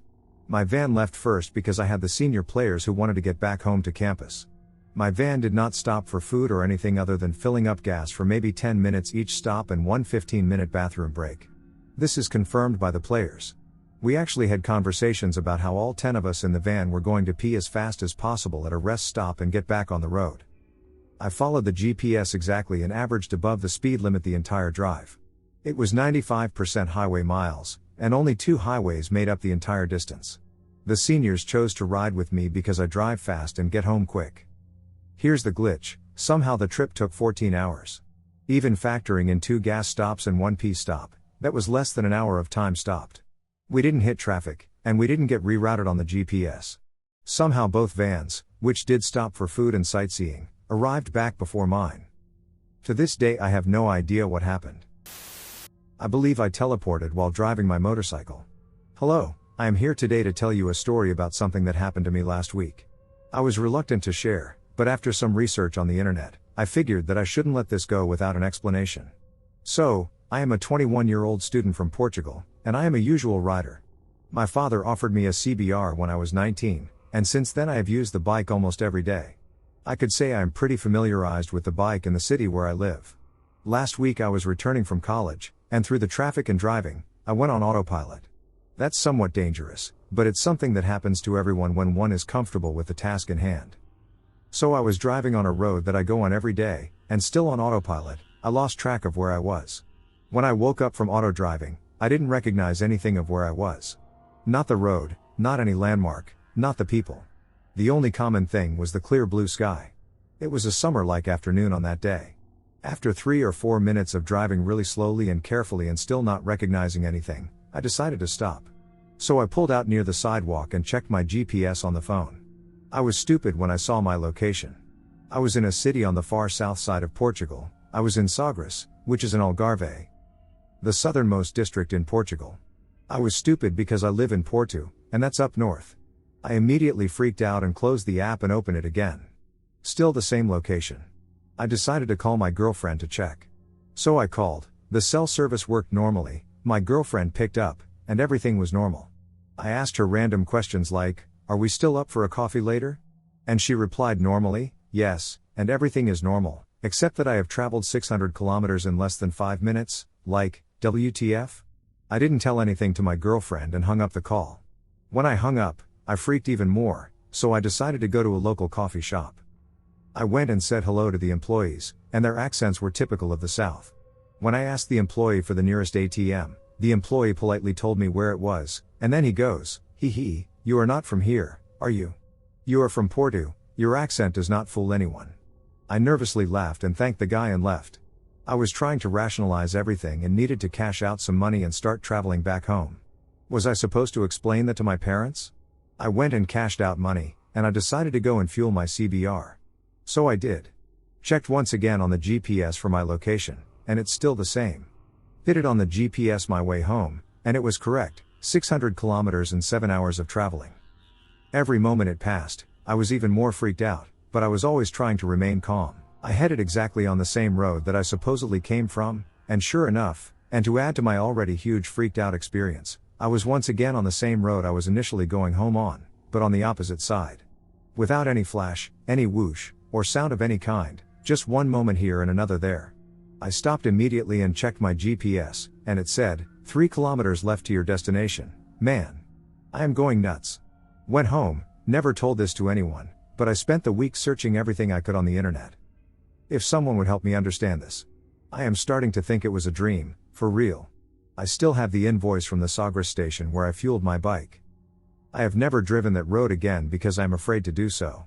My dad drives there every day just like I used to do, and nothing happens. Why would that happen? I was incredibly lucky to be able to return, but I was prepared to drive all the way back. That's my one and only story of something weird like this. Voices from the corner. This is a story my dad told me many times, and I thought I'd share it with y'all here. In 1966, when my dad was little, around 13 to 14, he had begun reading what I like to call no books. Black magic type evil books. One night, around 2 to 3 in the morning, my dad got up to use the restroom. When he came out of the bathroom, he heard what sounded like whispers coming from his room. At first, he thought it may have been my grandparents talking in their room. But as he sat and listened, he noticed it was coming from the opposite side of the room from where his parents' room would have been. My dad finally pinpointed where it was coming from, the upper corner where the walls and ceiling meet. My dad told me he did not recognize the language the voices were speaking. He said it sounded like a dead language, one not spoken for 1,000 years. The voices also came through with a heavy hint of static, like an old radio station that's hardly in range. Freaked out, he called for my grandfather to come in there. My grandfather opened his door and froze. "Who's in here with you?" my grandfather asked. "I don't know," my dad said, pointing to the corner of the room. At this point, the whispers had evolved into normal speaking volume. My grandfather walked in and listened for a moment. "What have you been doing in here?" he asked my dad. Without speaking, my dad pointed to a book beside his bed. My grandfather, a pastor at their church, his face grew very pale. My grandfather grabbed the book with one hand and his cross he wore around his neck in the other. My dad and he walked into the living room. My grandfather built a little fire in their fireplace. At this point, my grandmother had come out in her robe and asked, "What's going on?" "Don, my dad, I told you no TV this late." My grandfather looked at his wife in horror and said, "Honey, that's not the TV." Once the logs in the fireplace began to burn, my grandfather tossed the book inside and waited. Once the book began to catch fire, the voices turned to screams that rattled the windows. They lasted about 7 seconds before everything went silent. I asked my grandfather about this story. He would always cut me off and snap, "We do not talk about that night, period."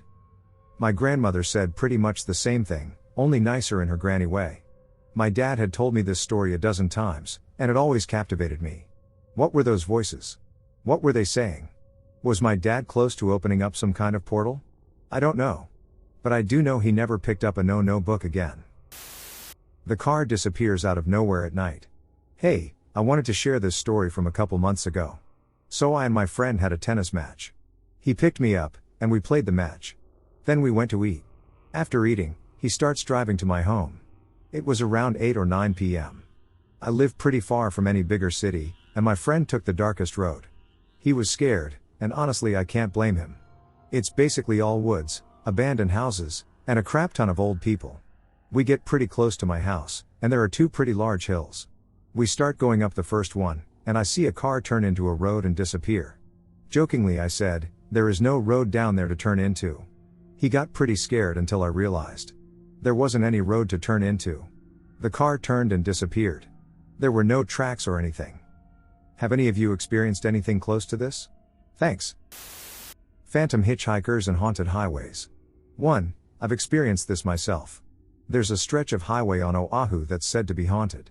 I'd driven it many times without any issue. But one rainy night, my brother and I were heading down that road when we saw her, a pale Asian woman in white, a shirt and shorts, stood in the rain on the shoulder. Her head was tilted to one side, and her eyes were fixed straight down the highway. My eyes locked onto her as we passed. Once we were past her, I turned to my brother and blurted, "Did you see that?" He had, and he was just as shaken.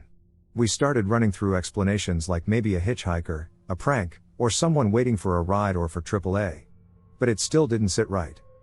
What we saw looked like it had stepped straight out of a ghost story, the white lady, face blank and expressionless, standing in the rain on the side of the road. 2. I was driving a tow truck and just delivered a car for AAA in Bedminster, New Jersey. It was extremely foggy out, drizzling, just a nasty night. I could barely see, and the train was all corners and curves and going downhill. I had the engine brake on and was just creeping down real slow, and all of a sudden I saw some guy walking down the middle of the road. I said, "This motherducker's nuts." About the same time I had 3 empty drink cans in the center console. The one in the middle just started moving around, so I looked at it, and I stopped it from moving, and then when I looked back up, the guy was gone. All of a sudden I got this extremely sad feeling. I had tears coming out of my eyes. I wasn't scared, but I was just extremely sad. You know, there was an old graveyard that had a stone fence, gravestones, and a foggy ancient church. It was kind of creepy, but that stuff doesn't bother me. However, I felt a deep sadness, with tears streaming down my face, for the entire trip back from Bedminster until I reached Mount Holly. I needed fuel really bad, so as soon as I opened the door, all those feelings went away. From what I understand, sometimes you get the feelings of this paranormal spirit, or whatever you would call it, and I was thinking maybe he died because he got run over by a tow truck or something. I don't know. But it was really creepy. I don't know if this is a dimension jump or just a reality glitch, but I walked through something. No one believes me. I get it. So instead, here's my story. I was going through a rough time in the summer of 2025. I was planning to tour an apartment in a nearby city. But I decided to stop at a McDonald's. My car gave out, and the battery was dead. So I had to walk to a tool store. I had gone into the store and bought a new battery. The employee then asked if I needed help placing the new one in the car. I said yes because this is my first time replacing one. The employee, an amazing person, helped out and removed the battery. Here's where it gets strange. I remember the employee taking the battery and walking away with it. He offered to hold on to it and take care of it at the store. They dispose of dead batteries. I was like, thanks, and I'll see the battery rebate at the store. The only time we had the back trunk open was to grab a tool set. So no battery would be back there. The new one was in my car functioning. The old one he had taken with him. I had driven off and thanked him. And I remember clear as day. He was carrying the dead battery to the store. I got home, and only later in the day as I was explaining to my brother about my battery situation. I opened the trunk. The dead battery is there. I am freaked out. How could the switch have occurred, if he took the old battery? At that point, only 2 batteries should have existed in my situation, the new one in my car and the old one he took away. Finding the old battery in my trunk later doesn't line up. If it's not a dimension jump, then this guy somehow found my home and put a dead battery in the trunk. My extraordinary 1980s encounter with angelic beings, pre-rapture timeline? Hang on, this story is kind of long and nearly 40 years back, but I still recall every moment clearly. During the 1980s I was just out of high school and starting college, and all my friends were hippies or punk rockers, and we all considered ourselves open-minded/alternative, with a spiritual seeker aspect. Around 1982, my friend and I were driving from the San Francisco Bay Area back home to Fairfield, California. And we're in a grassy but desolate green belt of the eastbound Interstate 80 about 10 miles from town. We both saw 2 individuals in the center median of the nearly empty freeway just reclining at rest on the sloping grass like in a relaxing nap. They were a man and woman, both in their early 20s, dressed only in long, off-white muslin robes with rope for a waist belt and sandals, just like ancient monks. Even though we were about to be in the fast lane, I slowed, and with a quick word to my friend, we agreed to stop and pick them up. This decision was instant and very compelling.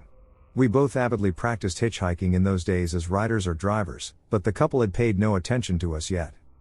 I stopped my Volkswagen on the left, emergency side of the still quiet highway, and as soon as I did, the man and woman casually got up and approached our car, holding only a bedroll and one canteen. We asked if they wanted to ride with us, and they requested a ride to fill the canteen. They got in back and were totally quiet until asked questions. The first thing I noticed, as an experienced hitchhiker, was how totally, immaculately clean they both were. Even 1 hour of hitchhiking on an interstate freeway can make you dusty and grimy, and these two were so clean they smelled like the ozone from electricity, like an anti-odor that was practically sterilizing the air in my car. When asked, they stated their names were Matthew and Sarah. I asked if those were Bible names, implying born again? And they both nodded deeply to my inflection. I next asked what their faith was, and they replied they were called brothers and sisters of the road, or disciples of Christ. Remember I stated, between questions, they both said nothing on their own, in no way did they try to preach to us about anything. I asked many more questions, however, such as their purpose. They replied they both had earlier met others, who already were just as they were now, and they were crossing all over the country, alone or in pairs, because Jesus Christ was alive. Reborn in flesh, in modern America. He was a long-haired, swarthy, olive-skinned carpenter who wandered America in only cutoffs and a t-shirt. He was blessing these traveling monks as he met them, true disciples, under laws of absolute poverty, existing by charity and with absolutely no home or possessions, inspiring others to be giving souls, and transforming the whole world one by one through purity and simple faith. I asked if they suffered any hardship or feared robbery or violence. They replied, a monk's robe, with no pockets, is an invisible cloak to evil men or thieves, we have nothing to take. With that, we reached my local junior college campus, also nearly deserted in the summer, and said farewell. My friend and I were truly awestruck by this meeting, as the mood and vibe of the two passengers were like no other human beings we had ever met. We told all our friends, but no one had ever seen or heard of them or any group like that. A year or two later I was in Michigan driving on a highway beneath a cloverleaf bridge and saw two older ladies in the same robes on the overpass in front of me. I gave a friendly toot as I approached, and they peered down, made eye contact, and gave big waves back to me. All these years I have asked people and searched online but could find no other witnesses or written evidence of these white-robed road travelers of the highways. Glitches or paranormal incidents? When I was living in Florida a while back, I was homeschooled, so I was always home. Also, I was really young, so I would follow my mom around literally everywhere. That's just a bit of backstory. So one day, I was just sitting on my couch while my mom was in the kitchen. This was a small house, so everything was close together. She walks back to go to the bathroom, and I follow her since I was so young. I vividly remember seeing my mom go into the bathroom at 1 second, and then I looked to my left down a hallway and saw her walking towards me. I freaked the hell out and even started screaming because I was so young. I told my mom about it, and she just thought I was crazy, because she had been in the bathroom the entire time. Now on to my second story. This was just a few years back in Georgia. I was still homeschooled at this point. My mom was my teacher, so we would always be together during the day for the most part. In this house, a guy had blown his brains out in the garage. It was pretty creepy, because there were still notes in the basement and whatnot that he had left. That's the backstory for this one. One time, we were just sitting on our couch doing school stuff when we heard a huge crash from the basement, like glass completely shattering. We go to investigate, but nothing had happened. Nothing else could have made that noise, because our TVs were all off and nothing else we had on made noise. This phenomenon would continue to happen almost every other day for a long time. My dad heard it once, and a cleaning lady we hired to take care of our house while we were away even heard it. We don't live there anymore, but it still kind of bothers me. Decide for yourselves if this stuff was a glitch or paranormal. Please note that these stories are 100% real. I could not make this crap up if I wanted to. Okay, so this happened 3 years ago, in the summer of 2016. I was 10 years old, and my family had recently moved into this apartment, where I noticed strange things happening that no one else seemed to see. It was me and my middle brother sharing a room, and my mom and stepdad slept in the room right next to mine. Back then I used to go to sleep really late but wake up extremely early. It was between the hours of 7 a.m. and 9 a.m. I was the only one awake, and I was playing GTA 5. And up to this point, I had what I consider two noticeable paranormal encounters in that apartment. When out of nowhere the black steel chair I was sitting in started shaking violently. However, the intensity of the shaking suggested that it required someone to grab the chair with both hands and shake it forcefully. I was only 60 pounds then, and I heard intense whispers in both ears that I still can't decode. As this is happening, I'm looking at my brother, who is currently sleeping, and that's when I realized. Nothing else in the house is shaking, debunking a possible very, very rare earthquake, and I was the only one awake. It lasted for about 3 seconds and then just stopped. I wasn't scared, I was more intrigued by what just happened. Of course I didn't tell anyone about it when they woke up. I think I just looked around, thought about it for a couple of seconds to a minute, and just kept playing GTA. I did try to recreate the whole thing countless times and still can't explain how it happened. I was sitting in the chair, not leaning, just playing the game. The chair was dang near lifted off the ground. The first unexplainable occurrence was the chair lifting off the ground, followed by the mysterious whispers. I don't suffer from any medical conditions if anyone is wondering. So what I have concluded is that something was shaking the chair. The chair is a little heavy, and you would have to use both hands to shake it the way it did. I told some friends and a teacher or two at school, and that was pretty much the end of that. I think I teleported. I was telling a friend about this experience, and they directed me here to share it. In November 2019, before anyone knew about COVID-19 in the UK, both I and my fiancé had it. We didn't know what it was until months later, though. COVID hit my fiancé worse than me, and all she wanted to eat was pastry. I was actually able to get out of bed, so while I still felt like death, I felt like a walk to the store was still doable for me, especially as I could get the bus home. The walk from the house to the store would take 35 minutes on a good day. I'm chronically ill with fibromyalgia and chronic fatigue syndrome. I promise these small details are important. The walk to the store took me a little longer as I had to keep stopping to hack up a lung and catch my breath. I acquired the pastries and some sore throat medication before making my way to the bus station beside the store and finding the buses weren't running properly because so many drivers were off sick due to whatever this virus was that was going around. We didn't know anything about COVID-19 until around February 2020. So I text my fiancé right as I start walking from the bus station that I'm on my way but walking, so I'll be back when I'm back. She replied almost immediately with an okay and told me to take my time. I put in my headphones and started my music, which I remember distinctly was a 10-minute song, and began walking. I remember reaching the edge of the store building and turning a corner, and then I remember walking up the garden path and opening the front door to the house. My fiancée had come downstairs to get a drink and was extremely confused as she saw me. She told me to check the time on the message I had sent. The message I had sent her to say I was on my way home had been sent 6 minutes previously. There is physically no way I could have made it home, an easy 3 kilometers walk. We play Pokemon Go, so we knew roughly the distance, in 6 minutes. Even if I ran, there is no way it could have happened. I was also still only halfway through the song that was playing when I set off. I wasn't particularly out of breath, I didn't have a coughing fit upon arrival home, and that walk back always brought me out in a sweat, but I wasn't sweating. The only explanation I can come up with is that I teleported somehow. Does anyone have any thoughts? My other self. I would love to read your thoughts since this story is completely true, and I'm describing it to the best of my ability. Doppelganger means double walker in German, and in folk stories, it is like your evil twin. It can also be a supernatural entity associated with bad omens and misfortune. An exact replica of yourself that has no explanation, but it is not just someone like yourself, it is you, your living image. There are many references in literature about this entity, like when your shadow has its own life, someone looking at you on the other side of the mirror, a twin nobody knows that exists, an astral projection, and many more. But what if the legends are all true? What if there is a fantastic dark meaning associated with its presence? And what if it really means something bad? So, this is the first time I am discussing in detail the encounters that other people have had with me, even though I was not actually present. If you saw me, you would instantly recognize me. I don't have the average looks of the people in my country, nor the eyes, hair color, or voice, plus I have a scar on my face that, although I came to like it, makes my features even more exotic. I'm not saying I'm pretty, I just stand out.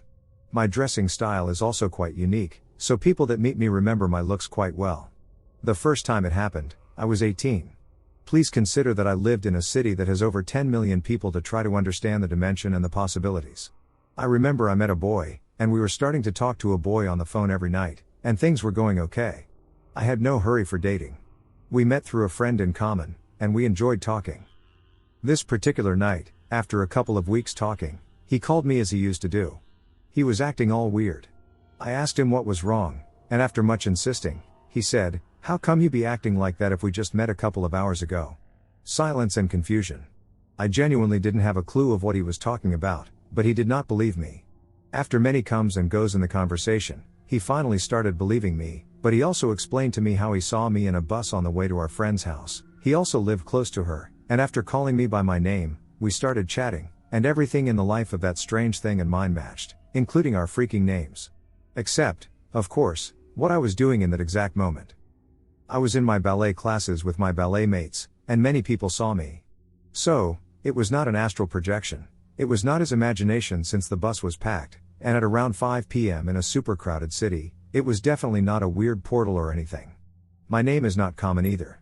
After talking for a while with me, he assumed I didn't want to hang out with him since he had already asked me to meet a couple of times and I had not accepted. So after seeing me close to his place after refusing his invites, he was kind of pissed. And thought I was avoiding him. So he just got off the bus at his stop, and the rest is history. There's no way to know what happened to the thing. It took us more than an hour convincing each other of our version of events. I don't think he ever totally believed me, and if it wasn't because of how upset he seemed about me lying to him, I probably would have felt the same way. I still can't explain it, and I can honestly say I did not like that feeling.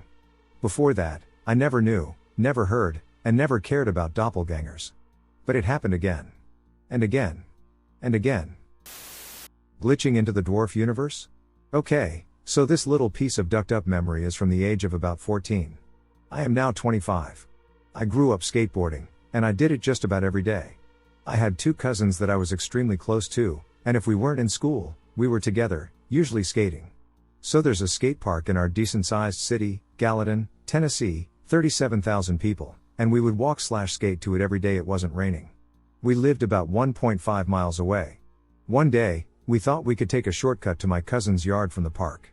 We walked along the creek behind the house, thinking it was the same one we always crossed. Bam! Blackout. My memory goes blank as soon as we leave the road. The next thing I remember is coming out of a little wooded area with my cousin, and we come to a regular-looking neighborhood. Except all the ducking houses were shorter than me. 6'3", the doors themselves were a mere 5 feet 2 inches in height. I remember looking at the houses, turning to my cousin, and both of us confirming that something strange was happening, but then bam, my memory of that moment vanished. Now, what's really crazy is that we never discussed it until about 6 months ago. It randomly came into my head, and I had to know if he remembered, and he most definitely does. There is no way this place is real. I can't explain it. Not sure what it was. Years ago I was walking into a gas station, and an older woman stopped to ask me for directions.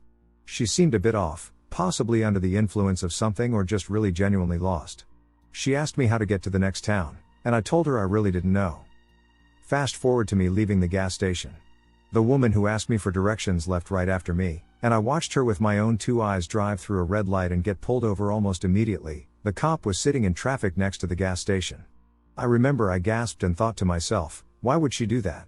This was particularly surprising given that the cop was right there. Now I leave the gas station, drive through my very small town, and turn down a road to my friend's house. This is maybe a 6-minute drive from the gas station.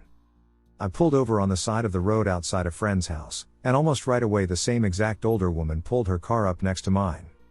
Writing this down fills me with a sense of unease and confusion, as I am certain that I witnessed this woman being pulled over. When she approached my car, she had her window rolled down and asked me for the same directions, as if she hadn't just seen me at the gas station or run a red light. I didn't tell anyone about this for a long time because it genuinely freaked me out. I genuinely have no idea how she could have been pulled over, released, and then subsequently arrived at that street to see me again. I ran into myself from the future, and the past. So this has had me tripping out for the last few days. It all started with me at 19. I used to go on a run down this long open road in northeast Tennessee that was pretty open with only fields on the side and barely any houses. I would run this same route every single day, as I was really training hard before joining the army. One day I planned on taking it off but had this weird feeling of motivation to go on this run that was sitting with me nearly all day. I chalked it up to only being that, motivation. So it's now 3 p.m., which is a lot later than my normal runs, which were usually either around 6 a.m. or 8 a.m. I'm running about 3 miles in, and I look down at my phone to change the song. Out of nowhere, I run into someone. The man who was the same height as me and had this long beard and a pretty large stature was on the ground, and I helped him up. I say, "My bad, sir, I didn't see anyone else around here." He says, "All good," then looks up to me, and it looked like he had just seen a ghost. I have never seen fear like this in someone unless I was playing scare pranks on someone. He just had a wide mouth and eyes looking at me as he got up, and he stuck his hand out. I didn't know what he was doing and said, "Take care, sorry again." Fast forward around 10 years later, I have been in the army now for 6 years. I have a religious exemption to grow my beard, and I began actually lifting weights a lot more. Feeling well, doing well. Holiday block leave comes around, and I get the feeling that I really should go back home to visit my family, as I hadn't actually gone back home since 2019 because flying out of Hawaii was just way too expensive, and back then I was a poor private. Now I'm stationed closer to home and am in sergeant with some money. I flew into East Tennessee and am staying at a hotel. On the third day, it's nice out, and the air smells nostalgic as it's the start of the fall season, and I keep thinking about the old home I stayed in with my parents, about 30 minutes away, which my mom's ex-boyfriend still lives in. So it's around noon. I had dinner and decided to go visit and see how he and his kids are doing all these years later. I go and sit and talk with them all for a while, and we drink a couple beers for the hell of it. I then decided I wanted to go check out my old running route. No idea why I thought to do this, but oh well, might as well. I tell him I'm going to go walk my old running route, as it was nostalgic, and I feel it did very well for me and my future army career as a young adult. I'm walking, and it's dead silent. Slight wind out and just beautiful fields all around me. All of a sudden I felt like I got tackled out of nowhere. There was no one in sight as far as I knew. Then I hear, "My bad, sir, I didn't see anyone else around here." I'm looking at the ground for my phone, which had fallen out of my hand, and say, "All good." That's when I looked up to the kid and immediately felt like the world turned upside down. It's almost like a panic attack is taking over me. Nothing feels real. I noticed the kid. It was literally me. I tried to speak, but my mouth had gone so dry I just couldn't say anything, so I reached out weirdly, just wanting to touch my younger self. He looked at my hand, smiled, and said, "Take care, sorry again," put his headphone back in, and took off running. I stood there for literally only like 3 seconds to piece my brain back together, then yelled, "Joe, come back," and went running to catch up to him but never saw him again. Yet this is an open road, he couldn't have gotten too far but had vanished. This has been sitting with me ever since, a few days ago, as though it's like some weird dream, and I can't get over it. I would like to provide an update about what happened yesterday.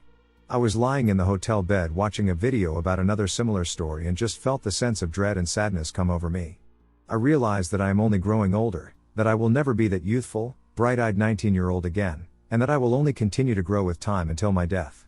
This has really ducked with my mental self. I do hope this feeling goes away, but I would still like to remember this until I do pass one day. Did I time travel? Or is this just so odd? When I, female, was probably 9 or 10, we were on a road trip up the East Coast headed to Connecticut. We stopped at a rest stop, and my family members were grabbing snacks, and I decided to head to the bathroom. The rest stop was off of a highway. I do not remember at all what state, but it was somewhere in between PA and Connecticut. The rest stop was extremely big but still normal. There were different places to get food, like Subway, etc., on the inside. I was trying to find the bathroom, and I found myself in a totally different section of the rest stop. Things started to look older and a little vacant. I was walking through doors, and then I went into this door in a weird empty room, and what I walked into was unexplainable. But here I go.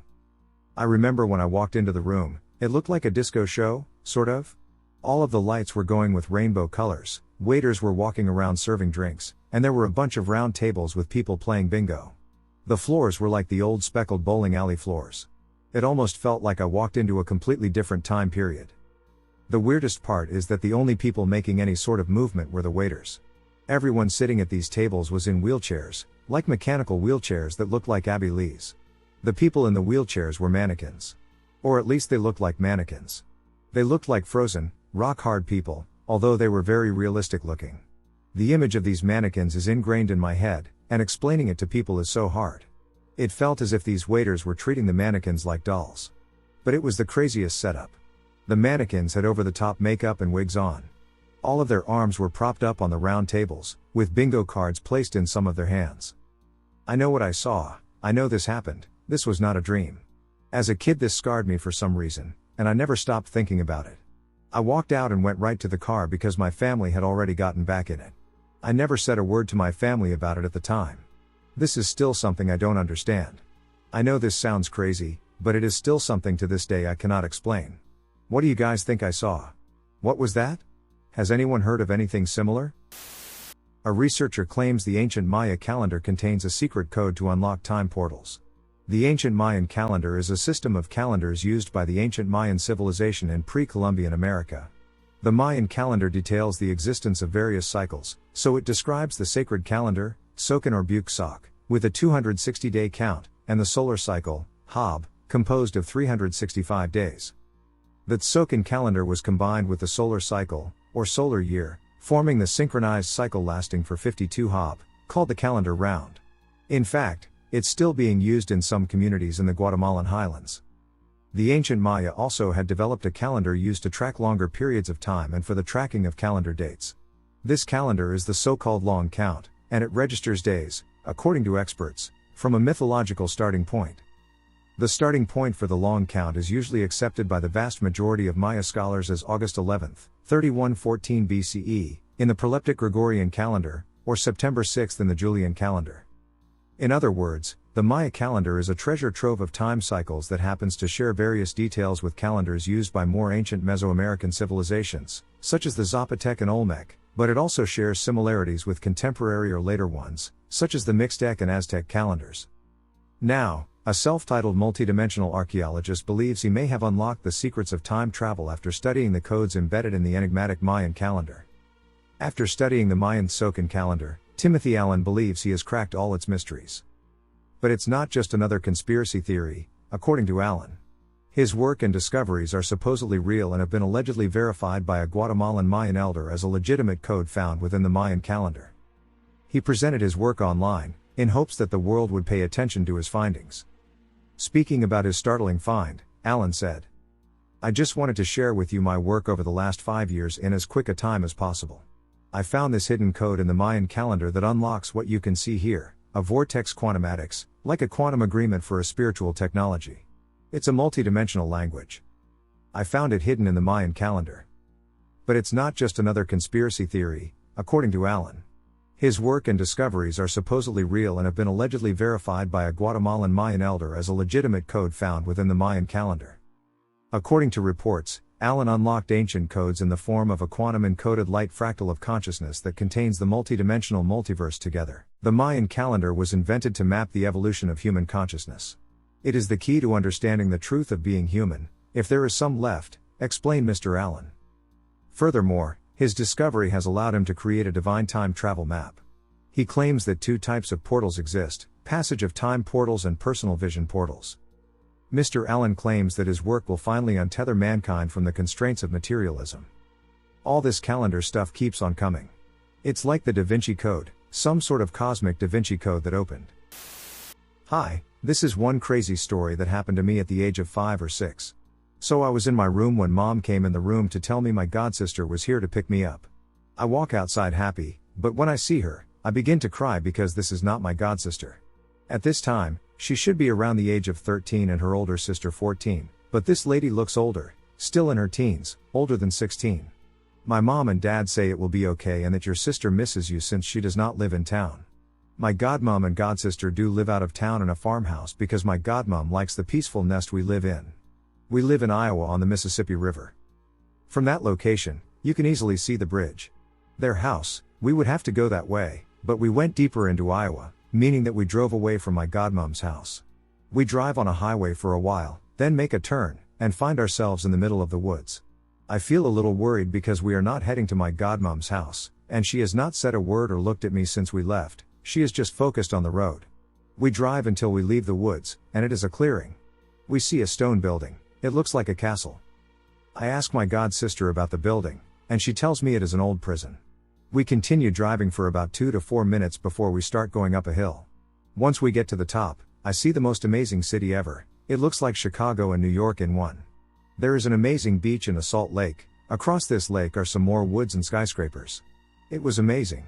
We make it to her house, and I go to my godmom's room, and I see 2 fat legs and a curtain in front of her.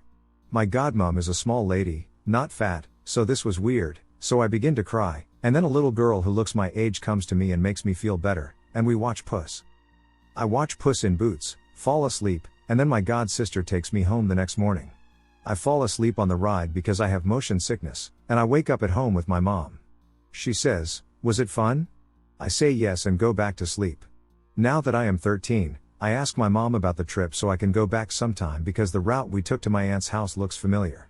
She looks at me like I am crazy and says, "You've never left our town." I tell her I remember it clearly, but she does not understand what happened to me and suggests that I look the town up. I have searched for it but have never found it. If you have heard of this city before, then please let me know. Hearing my GF's voice at 4 a.m. while she was gone. So to preface this, I still do not believe in any kind of paranormal occurrences, nor do I have any history of schizophrenia. Okay, so I live with my girlfriend, who is from the Netherlands. I'm American, and she decided to leave for 2 weeks to visit home, as she always does. The airport she was flying out of was about 2 hours from our house, so I was looking at about a 4-hour drive round trip. We left for the airport at about 12 a.m. and arrived shortly after 2 a.m. So we say our usual goodbyes, and she heads in. So here I am with another long drive ahead of me. To make a long story short, I got home a little after 4 and headed straight for bed as I was exhausted. I usually always have to decompress on my phone before I feel the need to pass out. So I'm doing exactly that when, clear as day, I hear Bryce, "I'll be there soon," in her accent and everything. So naturally, as one does, I immediately go bonkers and turn every light on in the house. Safe to say I got zero sleep that night. I truthfully cannot explain what that was, and my girlfriend thought I was just messing with her, as I often do, but this is the one time I wish she believed me. A road I knew well changed. So this is going to sound weird, and well, that's because it is. I'm sitting here now at the age of 34 thinking about this, and I'm getting goosebumps because it just makes no sense. I was about 13, growing up in a small village surrounded by farmland. There was this road that, for whatever reason, gave us a weird vibe.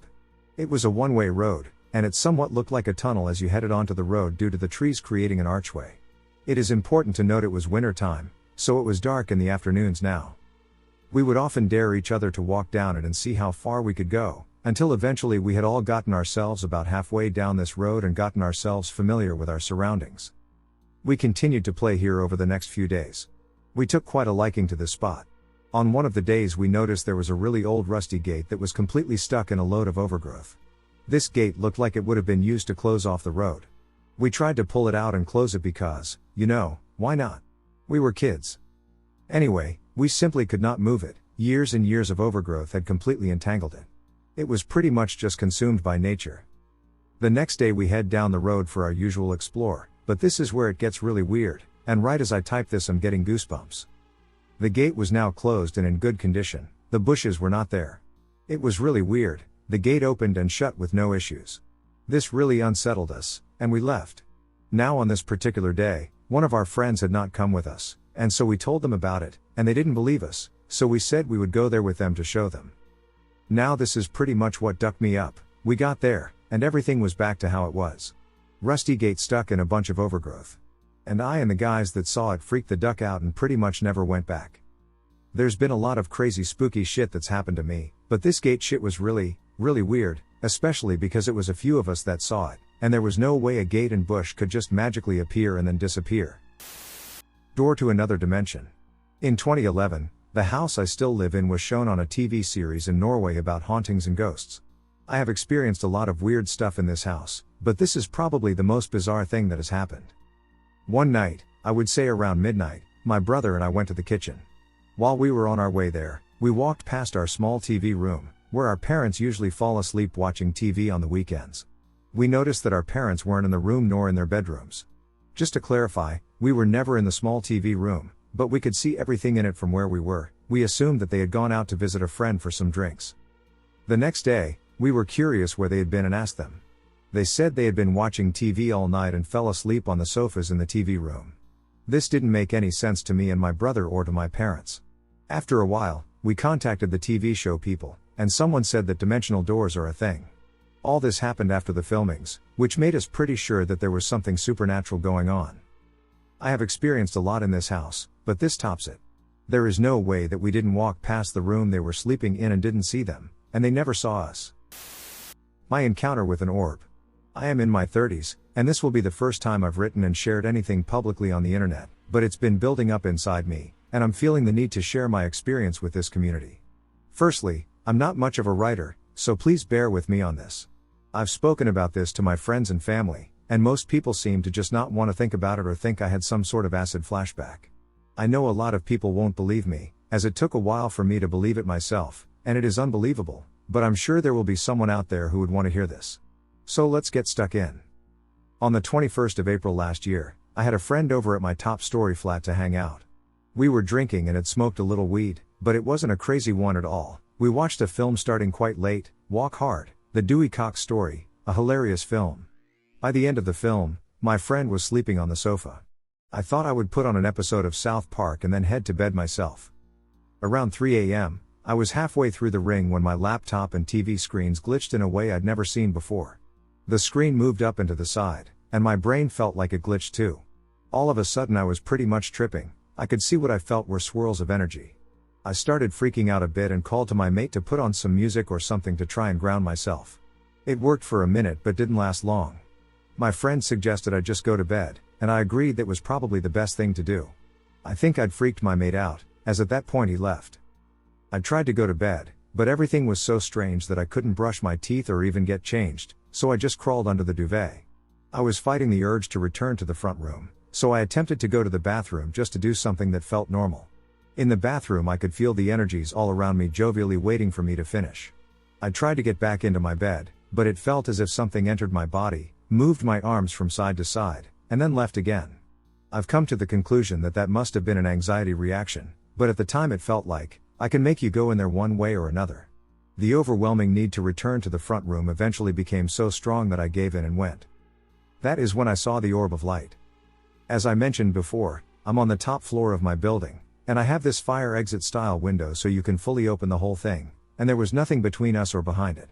The orb was just a couple of meters outside my window, appearing more as a rounded rectangle than a sphere, and it was emitting a brilliant white light. I left the room to splash water on my face and to try and work out if this was really happening or not. I remember closing my eyes, and instead of darkness, it was all white with this big colorful fractal reef morphing like a kaleidoscope. All my senses needed me to go back in there, and so I sat at the window staring at the orb. I think it was trying to communicate something to me as I was drifting in and out of a trance.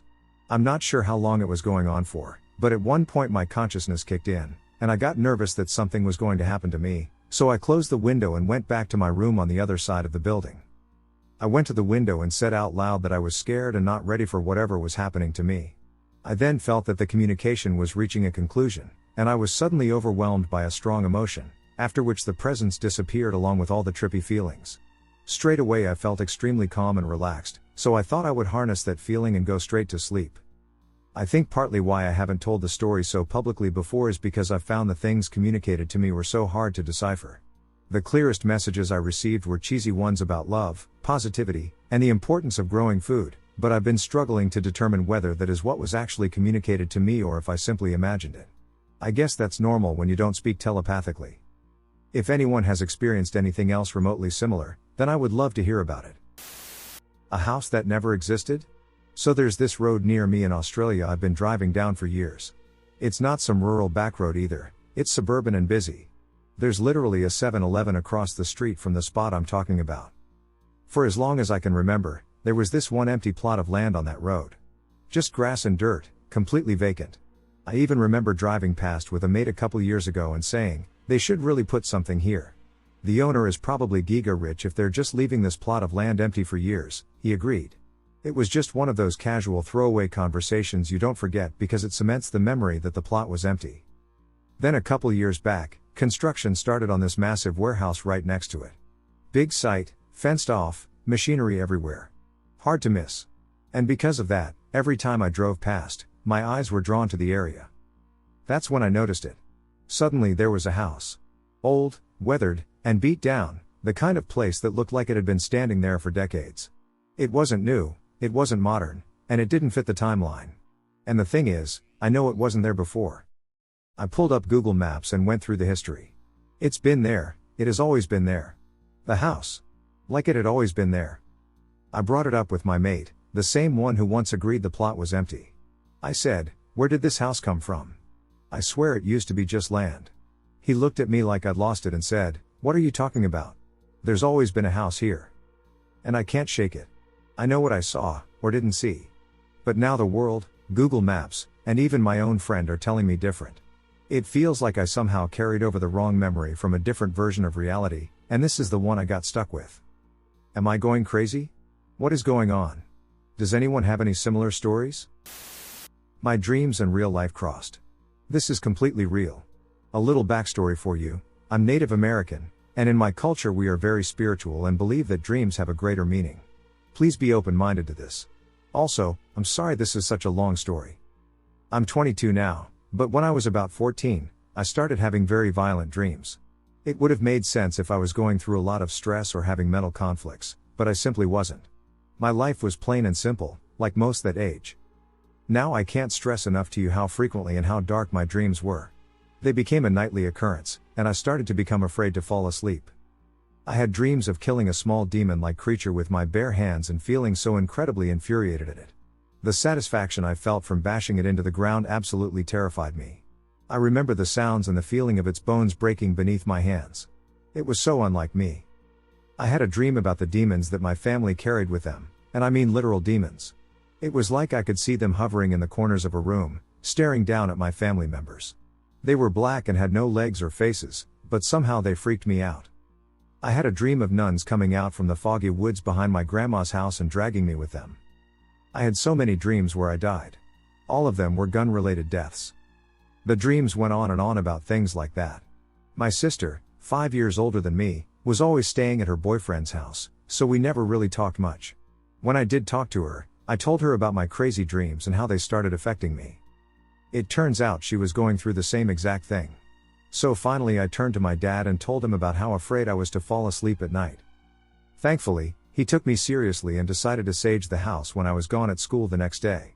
If you're unfamiliar with sage, you can burn it, and it's supposed to ward off bad spirits and negative energies lurking around. As a native family, we always had it in the house growing up. The dreams never stopped. One night I was right on the verge of falling asleep in the dead quiet. My bed was against the wall and I was sleeping on my stomach. Out of nowhere, my small glass tea light candle cup fell off the shelf and landed on me. I threw the cup on my chair and fell back asleep even though I was super freaked out. I had a dream about one of the neighbor kids' mom dying, and a couple days later she actually died in real life. This was the turning point for me, and I realized my life and dreams have to be connected somehow, but I had so many questions. My sister had a dream about a fallen soldier's funeral in a very distinguishable place surrounded by pine trees. I told my dad that weird things were still happening, so we had a spiritual advisor and his girlfriend/wife. They were in town because my mom's uncle was dying in the hospital, and we had a small ceremony for him with his family. It's basically like sending him on his journey to the afterlife. Come to our home to talk to me and my sister. He explained to us that it was no coincidence that her and I were having these dreams at the same time because of our family connection. My sister's dream about the soldier's funeral was almost identical to the spiritual advisor's wife's experience that she had when her cousin passed away a couple of weeks before. It was crazy. I guess the funeral was in some place with the name Pine in it, and there are pine trees everywhere, just like in my sister's dream. She thinks we could see them coming in some way and that my sister could pick up on her experiences even though we hadn't met her yet. My dream about my neighbor's mother that passed away was also something they found very interesting. I basically wanted a way to fix these dreams, but the spiritual advisor told me that they may never go away or might come and go. But he told me it was truly a gift, and if I kept up with my dreaming, it could even help someone someday. He cleared up a lot of things for me by explaining them in a way I could understand and not be as scared. When I told him about the cup that fell on me when I was about to sleep, he explained that when you're right in that in-between state, it makes you vulnerable and you can act as a portal for the spirit world and your world, and it can cause unusual things to happen. Before he left, he gave me some sage and sweetgrass to burn whenever my dreams were too violent. He also told me to keep tobacco under my bed, and it would act as an offering to the spirit world when I was dreaming. I did all of these things, and I did still have a lot of nightmares, but they didn't seem as violent. More of the dreams became lighter, like a dead relative would come to me in a dream and I would have a conversation with them about how much I missed them. Fast forward to today, and I still have the occasional dream that is unusually accurate and connected to my real life, but I feel like I have more control over my own mind now. Thanks for letting me share. It's something I don't tell very many people about, but it's something that has changed the way I look at the world and afterlife. My odd experience in the woods of Colorado. Location: Muller State Park. Arrived at 12:30 p.m., hiked a few hours, then hiked down Trail 5 to Brook Pond. I was with one friend on this hike. Weather conditions: sunny. The area had received 6 inches of snow 3 days prior, so we were hiking through snow most of the time. Brook Pond was also frozen several inches thick from the shore to about 15 feet out, probably. We finished the first half of Trail 5 and entered through the open gates on the southeast side of the pond. I had been to the pond twice before earlier in the year. My friend and I walked and slid around the edge of the pond and were having a good time. We started throwing some rocks onto the ice to get a better idea of its thickness, instead of jabbing very hard with a stick and stomping on it. None of the rocks were bigger than 7 pounds, probably. None of which even phased the ice. My friend picked up a handful of many small pebbles and threw them out across the ice. About a second after the rocks settled, we heard an extremely loud noise that resembled thunder, similar to the sound of a close lightning strike. It was so loud it startled us both a lot. The ice did not crack or shift, but the disorienting sound made us unsure if it came from the pond. After a couple moments, we hike up the clearing a little bit west and sit with the pond in view. All of the birds had migrated by this time of the year, so the forest was pretty silent except for the occasional falling snow. After sitting for a couple minutes, we start hearing tree knocking coming from where we had hiked in. Trail 5 winds through a couple valleys. The knocking lasted for approximately 6 or 7 seconds, leaving my friend and me in silence. We decided to continue hiking back using Trail 5, as it was getting late and this trail leads directly to the visitor center. We hike back down the clearing and have to go around the pond to get back out. This time as we are walking next to the pond, not on the ice and not throwing rocks at the ice this time, we hear the massive thunder noise again. This time even louder. Hearing this noise again made us positive that it did not come from the frozen pond in any way. After much analysis in my head of the sound, I think it was the sound of thick trees snapping in half. The knocking sound, I have no idea what it could have come from, but not a human because we tried recreating the knocking sound several different ways and couldn't do it. Especially not loud enough to reverberate throughout several valleys. On our hike back up Trail 5, this time looking for them, we spotted several tree breaks right on the trail. However, they were old because there was no sap. I plan to photograph some of these massive tree breaks next time I'm in the area. Thank you for listening to this odd experience. Slipped into a different timeline while driving around the mall, scared straight. About a week after turning 30, I dropped my wife and baby off at the mall in our town while I grabbed lunch with some business partners a few blocks away. Lunch lasted about an hour at a Japanese-style restaurant that I'd been to a few times before. After lunch, I said goodbye to my partners and drove back toward the mall to pick up my wife and daughter to head home. But when I approached the mall I had a feeling I can only describe as unsettling. The two entrances to the mall parking lot closest to the direction I was coming from were blocked off with cones and barricades, including the entrance I dropped my wife off at. I had to circle all the way around the mall to a distant stoplight and approach the mall from the opposite direction. Again, I couldn't turn into the mall as it was blocked off. I was funneled down a one-way street on the far side of the mall. The street had orange barricades on both sides. There were construction workers in orange vests on both sides, but they seemed to feel fake to me in a way I can't fully describe. I have no memories after entering that one-way street other than a strange construction guy looking at me with blank eyes as I drove by. Next thing I knew, I was several blocks away from the mall near the restaurant where I started, except the buildings were completely different. I felt lost and confused because I'd never seen these buildings before. They were several stories taller than anything that's been in this town before. They were so uncharacteristically out of place. I pulled to the side of the road and wondered if I'd had a stroke or something. For context, I was a completely healthy guy, no prior amnesia events like this before or after. No alcohol, no drugs. Just a completely sober, healthy dude. Once I came to grips with the situation, I started back toward the mall, thinking maybe I'd just zoned out or something. When I approached the mall, it was totally different. There was an entire new wing built onto it that wasn't there before. A new massive parking garage. New restaurants all around. I was astonished.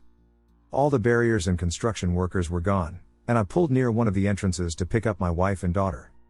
My wife didn't notice anything strange about me, and I never brought it up to her, other than asking, "Did they change some things at the mall?" She just said, "I don't think so." But I swear, the mall and the buildings all around completely changed. I've lived in the area my whole life and go to that mall about once a month. I also have a background in construction, so I'm keenly aware of new building projects, as I like to track them and monitor the progress. So I would have noticed if construction had been going on for a while. As I look back, my only explanation is that I encountered some kind of simulation upgrade or parallel reality. It was like I fell into a glitch I wasn't supposed to see as a new patch was uploaded or something. Every time I drive by the mall, I still get weirded out, like I shouldn't be looking at it. Even typing now, I'm getting the chills like I shouldn't draw attention to something like this. I'm curious if anyone else in here has experienced an event where a landscape or building has changed out of the blue, and what do you make of it? A childhood memory. So has anyone else in their life experienced weirdly shaped shadow figures? This particular instance remains etched in my memory due to its profound confusion. To this day I don't know what I was looking at. I see shadows now as an adult, mainly in dark areas, so when I was about 8 to 9, my mom got me out of school early. I had thrown up, I was not sick, something just did not sit right in my stomach from lunch. So none of my siblings were home just yet, just me and mom, and she let me rest on the couch while she ran to the corner store for Reese's and ginger ale since I asked for it, and when she left, I looked over to my right, which is the dining room, and towards the right side of the wall, which has a deep dip where you can put something like a closet. So I see a black spiral portal open up on the ground, and I see this black creature that kind of looks like the Grim Reaper holding a scythe coming out of the ground/black spiral portal, and when I say I felt nothing but straight fear and terror, I turned around like a coward into a fetal position and just held my eyes closed right until I heard my mom come in from the store, and when she did, I just ran up to her crying, and she thought I was basically just sick and tripping, but I'm telling you guys, I know what I saw. Until this day I don't understand if maybe I might be a little crazy like my girlfriend thinks, but I believe I saw a demon or a being from another dimension or universal plane. I would like to know if anyone else experienced anything similar. True stories, timeline shifts. 1. Several weeks ago the wife and I were driving around Saturday afternoon on our way to Home Depot. In front of us in the right lane is a Jeep Wrangler just rolling down the street. All of a sudden, the entire front end starts to wobble like it's made of rubber. I've visually never seen anything like it. Quite literally, it looked as if the suspension, tie rods, and arms were instantly turned into rubber parts. No more than a second or two later, all of his components attached to the front axle were normal. As this was taking place, the Jeep remained on a perfect course, and the driver never flinched for a second. Having owned 2 different CJs and 1 Wrangler, I can attest that what we observed did not seamlessly transition from 2-wheel drive to 4. The thing is, my wife will describe the very same thing. She saw it as well and has zero explanation as to what took place. One of the most bizarre things I've ever witnessed. 2. When I was 4, my parents took us to a picnic out of town. I wandered off and fell off a 30-foot cliff. People across the cliff saw me fall and started shouting to attract the attention of my parents. My mom could see the people shouting and pointing, but she didn't know what it was all about since I was sitting next to her. After a few seconds, according to my mom, they got up and walked towards the cliff. People were shouting and pointing. My mom and dad looked down, and they saw me at the bottom of the cliff. In confusion my mom looked back, but I was not where I was sitting a moment ago. My dad climbed down the cliff halfway and jumped down the rest of the way, thereby fracturing both his ankles. He was in the hospital and then home for 3 weeks before he could walk again. As for me? Not a scratch on me. I was just sitting on a piece of flat rock crying. According to people, I fell 30 feet onto hard rock. My mother claims that when people were yelling, I was seated next to her. According to my dad, he walked towards me with broken ankles to pick me up, and there was not a scratch on me. Mom swears I was sitting down on the picnic blanket when she got up to see what people were shouting about. As for me, I only remember walking towards the cliff by myself.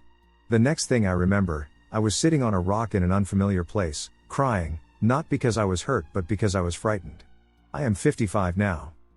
3. I was in the Florida Panhandle last summer, lying on my hammock. I saw some popcorn clouds in a mostly clear blue sky, light winds, mid-afternoon. Clouds started to appear as if from behind a screen, drift across the sky, and then disappear behind another screen on the other side of the sky. I called my daughter-in-law out, and we both witnessed this for 20 minutes before we went inside. 4. I went down an escalator from floor 2 to floor 1. When I stepped off the escalator, I was standing at the top floor of the escalator as if I had just stepped up to it to go down it. My mind has a hard time grasping this experience, so what I decided is I had a lifetime glitch and somehow repeated a moment of time. 5. I was 16 and working in one of those shaved ice trailer things. It was a small shack-like trailer. The back was propped up on cinder blocks. I was alone as my manager went to see his girlfriend. The entire trailer tilted violently backwards. The equipment shifted, and bottles fell. I tumbled backwards and hit the rear door. The door flew open, and I fell out of the trailer. I landed on the ground and looked up, thinking I was about to be crushed. The trailer was fine, not off the cinder blocks like I thought. Nothing wrong with it at all. I went back inside, on shaking legs, and everything was normal. No broken bottles, no shifted equipment. Nothing wrong or out of place at all. Weirdest thing that's ever happened to me. 6. A close friend of mine went to his brother's house once and saw a cat run across the room and then sort of vanish into thin air. His brother seemed startled, and my friend remarked to his brother that he didn't know he had a cat. His brother, a little bit in shock, told him he didn't own a cat and had no idea where the cat came from and couldn't explain how it just disappeared. It creeped my friend out so much that to this day my friend doesn't like to talk about it. 7. Well, I had my first true glitch today. At least one that I know was real. I was out shopping. As I was walking through the store, a man just appeared out of nowhere in front of me. It startled both of us. I looked away for just a second, and when I turned back to look again, he had disappeared. A couple was walking toward me when this happened and was ghost white. The man said, "I saw that." We just looked at each other for a few seconds, in disbelief of what happened. 8. The following could be a timeline shift, or it could be a miracle, or both. A few years back, I was at a friend's house. Everyone was drinking heavily. I wound up getting into an argument with said friend's wife, I am female as well, and had no choice but to drive home drunk. Keep in mind, this is not something I wanted to do. This woman was extremely irrational, and I was aware that if I had left my car there overnight, it would have been destined for the wrecking yard the following day. The only way to get from their house to mine was to take the freeway. I set out on the way home, but in my intoxicated state, I went the wrong way. I finally realized I was going the wrong way, exited the freeway and turned around. This happened a couple of times as I kept second-guessing myself, the work of a drunken moron. I finally got it sorted out and was getting close to home when it happened. Another car cut me off as I was taking the exit ramp. I swerved to avoid them and went off the side.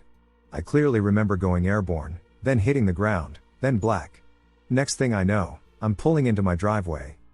At the time I was way too out of it to give it much thought. I just thought I was the luckiest person on earth. I didn't die, my car was still drivable, and I didn't have a DUI. I entered the house and promptly passed out. The next day I look at my car. Not a dent. There was no indication that I had been involved in a collision. I drove over to the off-ramp where the crash would have occurred. No evidence of a car going airborne. Thinking back on the crash, I remember flying through the air. I remember the car crashing, nose down. There is simply no way that this happened with neither myself nor the car having a scratch on it, yet it did. I believe I now live in a timeline where I went the right way on the freeway, wasn't cut off, and avoided crashing my car. I also believe that it's more than likely that I died in that other timeline and that somehow I was able to jump into this one and go on living. Call me crazy if you like, but this experience was something that shook me to my core and still bothers me when I think about it too much. Is this a glitch, a paranormal occurrence, or simply a coincidence? This all started about 2 to 3 months ago. I recently moved into an old house my parents own with my boyfriend. Ever since, I keep having recurring nightmares. It always starts with me thinking I've woken up, walking to my window, and looking out to see 1 to 4 people standing either in the middle of my yard or at the front door, staring straight at me. It happens 2 to 3 times a month, and every time I wake up in sweats and terror. I just figured they were due to the stress of being in a new place, and they would go away as I got more comfortable, so I never mentioned it to anyone. Then about 2 weeks ago, my boyfriend and I were at my mom's house talking about dreams. All of a sudden my boyfriend turns to me and says that he's been having a specific recurring dream ever since we moved to the new house. He then described the exact same dream I had been experiencing, with almost identical details. I'd never mentioned it to anyone, and apparently he said it only started happening once he moved here too? That alone was a weird coincidence, but it gets weirder. Last night we had my sister, who lives in a different state, and some friends over, and we were drinking and just hanging out like college kids do. My sister, boyfriend, and I were discussing a pushy door-to-door salesman I talked to the other day when all of a sudden my sister gets dead silent and serious, looks me directly in the eyes, and says, "Are you talking about the people standing in the front yard?" My boyfriend and I locked eyes and looked back at her and asked her what she meant. Stills was serious, she says, "The people standing in the yard at night." And again, we met eyes and said, "What?" Then she seemed to kind of read, I guess? She went back to normal, starting to look around again and giggle and stuff. My boyfriend and I were still really freaked out, so we just stared at her, probably trying to think of what was going on. After that, she started brushing us off whenever we tried to pry about it and dismissed it with something like, "Oh, it was probably just people walking their dog, or I meant those teenagers," but it has shaken my boyfriend and me up ever since. Is this just a weird coincidence, or is this a possible glitch / something I should be worried about? Thanks for listening, I just really like some input or any opinions. So let me start off by saying this happened a while back, I don't know, maybe like 5 or 6 years ago. This might be paranormal or not because this house we all lived in was creepy. Some background, 4-bedroom house. Not such a great part of town, we all were in our early 20s, and some of us were just barely 18. Approximately 10 people lived in this house. We partied a lot. Anyway, this residence experienced numerous paranormal phenomena, footsteps, banging on doors, objects such as my phone and pencil sharpener moving across the room, doors opening and closing, whispers, and laughter, all the classic occurrences. Our ghost roommate was rude, okay. Everyone knew about our house, ghosty, but we just all dealt with it. I had been around paranormal shit a lot, so I'd usually be like, oh, okay, and move on.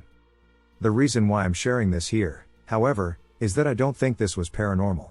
My then boyfriend, now hubby, and friend saw this as well. I'm not the only one. Okay, so, hubby, my friend, and I are all sitting in the living room playing Legend of Zelda when the front door opens. It was to our left, and our roommate's girlfriend comes in the house. She was wearing a green shirt and some shorts with flip-flops. She came over a lot, so it was no biggie. I say hi to her, but she doesn't say anything. Okay, whatever. About 10 seconds later, our roommate, whose girlfriend just came in, asks us if we want to smoke. Now, his GF didn't know he smoked. At all. Like he had a few scares where she'd just show up and he'd have us distract her while he showered. He smoked a lot of weed, and she was really against it. So anyway, he comes out and asks, and we're like, quietly, dude, isn't your GF here though? And he's like, no, she's working, and hubby, friend, and I kind of look at each other like, WTF? Who came in then? It was her. Like it looked identical to her. There's no way he wouldn't have seen her, as his room was closest to the front door. Like 10 feet away. We asked him if he saw someone, and he said no, he was just watching TV. We searched the house, and that day we were the only ones home. So we just were like, okay then, and went back to playing. Our roommate was still outside, and we were all in the living room, and I literally saw the roommate's girlfriend open the door and walk out of the house. So then I immediately look at my husband and friend, run to the front door, and open it. No one was there. So we all stood around, confused, wondering what had just happened. The next day she actually did come over and was wearing the same outfit she was when we saw her the day before. I even asked her, I was like, hey, did you come over yesterday? And she replied, no, I was working all day. I don't know, it could be paranormal, but my husband and I still talk about it sometimes, and it makes us uncomfortable. I experienced a glitch in the Matrix a few years ago. Here's my story. This happened a few years ago, around 2017 or 2018. I was driving down a road in the evening. The sun had mostly set, but it wasn't completely dark. Behind me, there was a very distinct Jeep, green with a unique paint job, with green LED highlights. We were on a rural highway, there were no turnoffs during this stretch of the road, and the car had been behind me for several minutes. On the radio was some Blink-182 song. I was in a cover band at the time. This was one of the songs that was in our set list. I was driving back from a practice, and I was trying to work through something in that song. So I knew it pretty intimately. Here's where I noticed the glitch. I've experienced this sensation twice in my life, this is one of them. The best I can describe it is if someone hypothetically grabbed the bottom of your spine and cracked it like a whip, the sensation would travel up your spine and culminate in a pop right at the base of the skull/top of the spine. After the pop my ears were ringing, faintly, I could still hear other noises, for a solid 30 seconds. The pop occurred during an instrumental breakdown in the song. After the pop, I noticed an extra measure in the instrumental breakdown. An extra 4 beats. This was a song we had rehearsed hundreds of times. There's no way I simply was counting the beat wrong or something like that. I know this song very well. I look up in my rearview mirror, the Jeep is no longer behind me. This is a rural highway with nowhere that they could have turned off. Weird, I thought. But maybe they pulled over and I just didn't notice? Well, not 15 seconds later, I notice oncoming headlights coming up around a bend in the road, and wouldn't you know it? Green LED headlights. The car passes, and sure enough, a green Jeep with a very distinct paint job. There's no way that car could have gone from behind me to oncoming in that span of time. Anyway, I didn't really know what to make of it at the time. I've since been able to pinpoint that as a glitch in the Matrix/shift moment. Thanks for listening. The night I stumbled into a town that didn't exist. Arizona is a big state with many little towns and cities. What I discovered in the desert of eastern Arizona still haunts me to this very day. I was leaving Globe, Arizona, a small mining town, after finishing a gig. I am a musician, and I had a show at a casino on a reservation nearby. I had another show in Tucson the following day, so I left right after the gig. It was about 1 a.m., and I was driving in the middle of nowhere. Suddenly I see many brake lights ahead of me. There seemed to be a crash that stopped traffic completely still. Being the impatient person that I am, I took a dirt road detour. I thought at the very least if the road doesn't go west, I'll just go back the way I came. The year was 2005, and my cell phone had no reception. Around me was a dark desert with no streetlights, gas stations, or anything. I remember feeling creeped out about the area and started to regret traveling on this road. Sprinkles start hitting my windshield as I notice it's starting to rain. This was mid-August and the height of our monsoon season here in Arizona. A monsoon is no joke, and I knew if I was caught out on this back road in a flash flood, I would be in trouble. At this time I have been on the road for at least 30 miles. As I started to panic, I decided I needed to find shelter or at least somewhere I could get directions. This road I'm on is not listed on the map, and I feel I've gotten turned around since it was windy and a mountainous area. Now it's pouring rain. I see another road, but this one is paved, and there's a gate that is keeping it closed, but I was able to go around it through the brush. I am thinking to myself, this must be someone's home, hopefully they will let me use their telephone. This road is a nice road, not like the dirt road that led me here that at this time has turned into a small river. I drive and drive and drive until suddenly I see a structure ahead. It almost looked like a border checkpoint, but no one was there. Seeing this gave me a temporary feeling of relief as I saw the first sign of human life in over an hour. I keep going and I see I'm coming into a town. There is a small gas station that is not lit up, and it has an old pump and go style pump that does not seem to be in service. I got back on the road and drove into this town, just looking for someone to tell me where I am and how to get back to the main highway. None of the stores are open. There are dim streetlights every few hundred feet, but it doesn't seem there is anyone here. Not one car on the road, but there are cars parked sporadically around the town. I can't find one single person. My intuition is starting to tell me something isn't right about this place. Suddenly, to my relief, I see the lights of a police car behind me that seemingly came out of nowhere. I pull over in an empty parking lot of a diner that was closed down. Side note, everything in this town seems old, like from the 50s, but it's in perfect condition. Very strange. The police car shines a huge light on my car and sits there without getting out, which must have been 5 minutes. I am confused and irritated, but I am still glad I have found the law. Finally a man stepped out of the squad car and started walking up. I remember thinking, wow, that guy is huge. He is holding a flashlight with his left hand. With his right hand, he has his hand on his firearm holster. I immediately start to feel like I am in danger, which I never feel around law enforcement. The man steps up to my window, and as I start to explain my situation, he looks me dead in my eyes, and to this day I can't really explain it, but I knew right away he wasn't a good person. I feel he is looking right through me. He doesn't say a word, and he doesn't seem to be interested in anything I'm saying. He is just watching my movements and my body language and keeps observing me in deep thought. As I start to feel incredibly uncomfortable, he orders me to step out of the car. His voice was deep, and his stare was cold. I did not want to leave my car, but I felt I had no choice. As I step out to once more try to explain my situation, he interrupts me and asks me, "How did you get in here?" I told him how, and he again doesn't seem to be interested in anything I'm saying. 2 more officers pull up, and both of them have that weird, creepy, cold demeanor.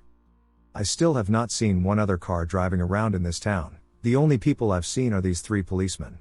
All tall and slim in stature, clean cut and shaven, with a strange look of nothingness in their eyes. They search me from head to toe, sit me down, and then proceed to search my car. They must have gone through every inch of that old red Mazda and gone through every bag I had in it. They pulled out a voice recorder, a camera, and a guitar tuner and asked me what the purpose of these devices was. Again, it's like they have no interest in what I was saying and are instead observing how I'm saying it. Looking back, I now know they were trying to see if I was really lost or not. They confiscated all of my devices and even my cell phone. The device they seemed to really be interested in was the camera. They asked me what I was taking pictures of, and I said, "I'm a musician, and I'm on tour. I'm just trying to document the trip."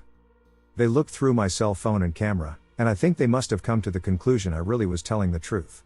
After a brief discussion, they instructed me to remain seated. The officer that originally stopped me walks up and begins to tell me this is government land and I am trespassing in a restricted area, even though I never saw one sign stating it was. Just the closed gate at the beginning of the road, but I felt I was in a life or death situation, so I trespassed. He then tells me I have trespassed into a top secret military operation, and if I were to ever come back or tell anyone about this place, I would be tried for treason. A white van showed up with nothing on the side of it. The police cars also didn't have a city or town name on them. They told me they were going to get me back to the road, and they were going to drive my car, and I must ride in the back of the van. It had a plastic bench going down the side of it and a divider separating the middle, making it 2 compartments. They forced me in, and I felt incredibly claustrophobic. I'm not sure how long I was in the back of that van for, but it felt like 3 hours, and it was the scariest 3 hours of my life. When they finally let me out, it was starting to be light outside. I got in my car, which was completely filled up with gas, and I went on my way. It had my cell phone in the cup holder but not my camera or voice recorder, and they also kept my tuner for some strange reason. I wasn't anywhere near where I turned off of the highway. They let me out in a small town named Lordsburg, New Mexico. Yes, they took me all the way to another state. I have told very few people about this incident, and I never went to the public, nor did I want to. These guys were the scariest guys I've ever come into contact with still to this day, and I am 54 years old. I am sharing this to see what people think I stumbled across, because to this day it still baffles me. I was in eastern Arizona, about 30 miles west of Globe. Yes, I know New Mexico is east of Globe, I don't know why they drove me in that direction. I was never one to believe this. However, over the course of the last year, it has become a part of my worldview. For starters, for the past 2 years, I have become aware that my dreams are not random. They follow a certain timeline, if you will, and the amount of time that passes in between my dreams appears to be consistent with the amount of time that passes here. I'm not having this dream every single night, yet when I do have this dream, if it's been a week since I dreamt it, it's as if a week has passed in my dream. I used to think I was dreaming of the future. I say this because the setting of the dream is always in what seems like a post-apocalyptic era, a time of war. In this reality, I served in the Marines and did a tour in Iraq, yet these are not flashbacks or nightmares. There's something so familiar about it all, and yet I've never lived or experienced what I find in my dream. Then, about a few months ago, this weird phenomenon started happening to me. I started getting these spells where I feel like I'm about to faint, and during these moments someone starts to communicate with me and I with them. This is going to sound crazy, but I truly believe I'm communicating with myself in a parallel/alternate reality. I don't know who reached out to whom first. I have a hard time remembering what was said after these episodes, but I'm getting better at remembering. My wife has been with me when it happens, and she says it's like I'm talking to someone in the room. They only last around 30 to 40 seconds tops, so not a lot of information is exchanged, and it's especially hard when I can't remember what has been said previously. Additionally, during these episodes, I am unable to move. I have time to sit down. I'm actually worried about this happening while I'm driving or in public. I can sense when the urge is about to occur, and on one occasion while I was in public, I successfully resisted it, and it passed. There might be something wrong with my brain, because something has started to feel off. It could be related to this, could be a result of these experiences, or these experiences could be happening because of something else. I mean, we as a species don't use our whole brain. It wouldn't surprise me if there was a part of our brain that could allow us to communicate with ourselves in other universes. I just know that these experiences exhaust me, and I'm not sure what to make of it. I haven't shared it with anyone else other than my wife. Has anyone else here had anything similar happen to them? I'd love to hear about it if so. I believe I'm living in another timeline or universe as another me. This idea or thought occurred to me recently. Before I start, I don't believe in any religions, and I am a strong believer in science, and I regularly take part in critical debates. However, this idea has confused my mind and thoughts. I believe that I exist in a different timeline as an alternate version of myself. This thought occurred to me after reading and watching investigation videos of the Soma video game.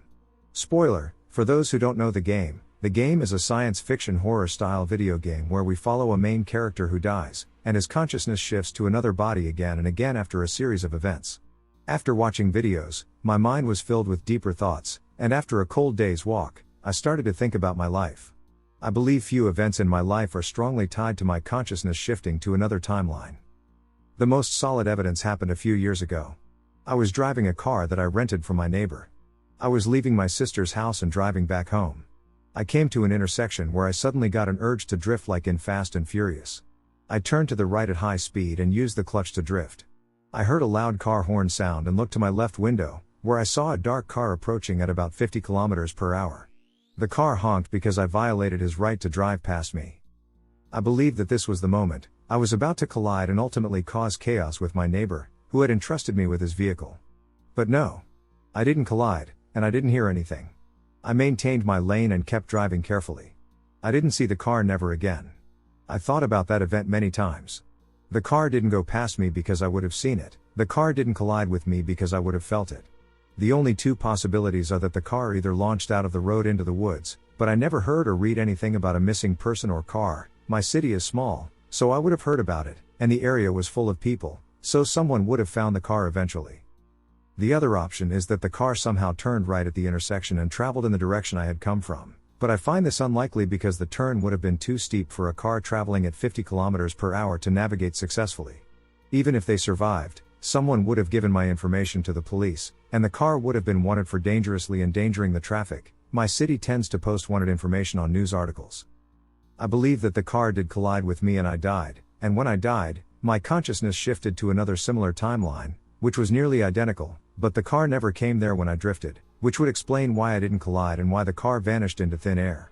Anyway, I know this sounds silly, but I'm curious if anyone has seen something like this. Do you think you might be in another timeline? Glitch in the driveway. I'm a middle-aged mom with 2 adult sons. Neither lives with me, nor do I have a partner. I talk to and think about my sons all the time. I had recently moved into a new house, and I hadn't met any of the neighbors. I was driving home from work one afternoon, and it was bright daylight. As I was a few blocks away from home, another car got in front of me. It looked just like my elder son's car, which is uncommon, and it was playing the same loud, booming music that he would be playing. I always say I can hear him coming a mile away. I knew it wasn't my son, but I thought it was kind of a neat coincidence. As I was behind the car for a few blocks, they turned everywhere that I turned. Finally, they turned onto my street in front of me, and of course I made the turn too. Then, of all things, I watched them turn into a driveway at the house right across the street from my house. It kind of tickled me that this car was so much like what my son would be driving if he were coming over, with similar music playing as loudly as he would be playing it, and they were my neighbor. They had parked in a driveway next to another car, outside of a closed garage, and I heard the music turn off. As I was grabbing my things and getting myself out of my car, I thought this was an opportunity to meet a neighbor. I was going to walk over and say, "Hey, that's just like my son's car," as they got out.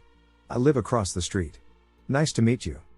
I got out of my car and waited for them to exit theirs. After a couple of minutes, I realized nobody was getting out of the car. It was impossible that they could have gotten into their house in the couple of seconds that I looked away, since I heard their music turn off.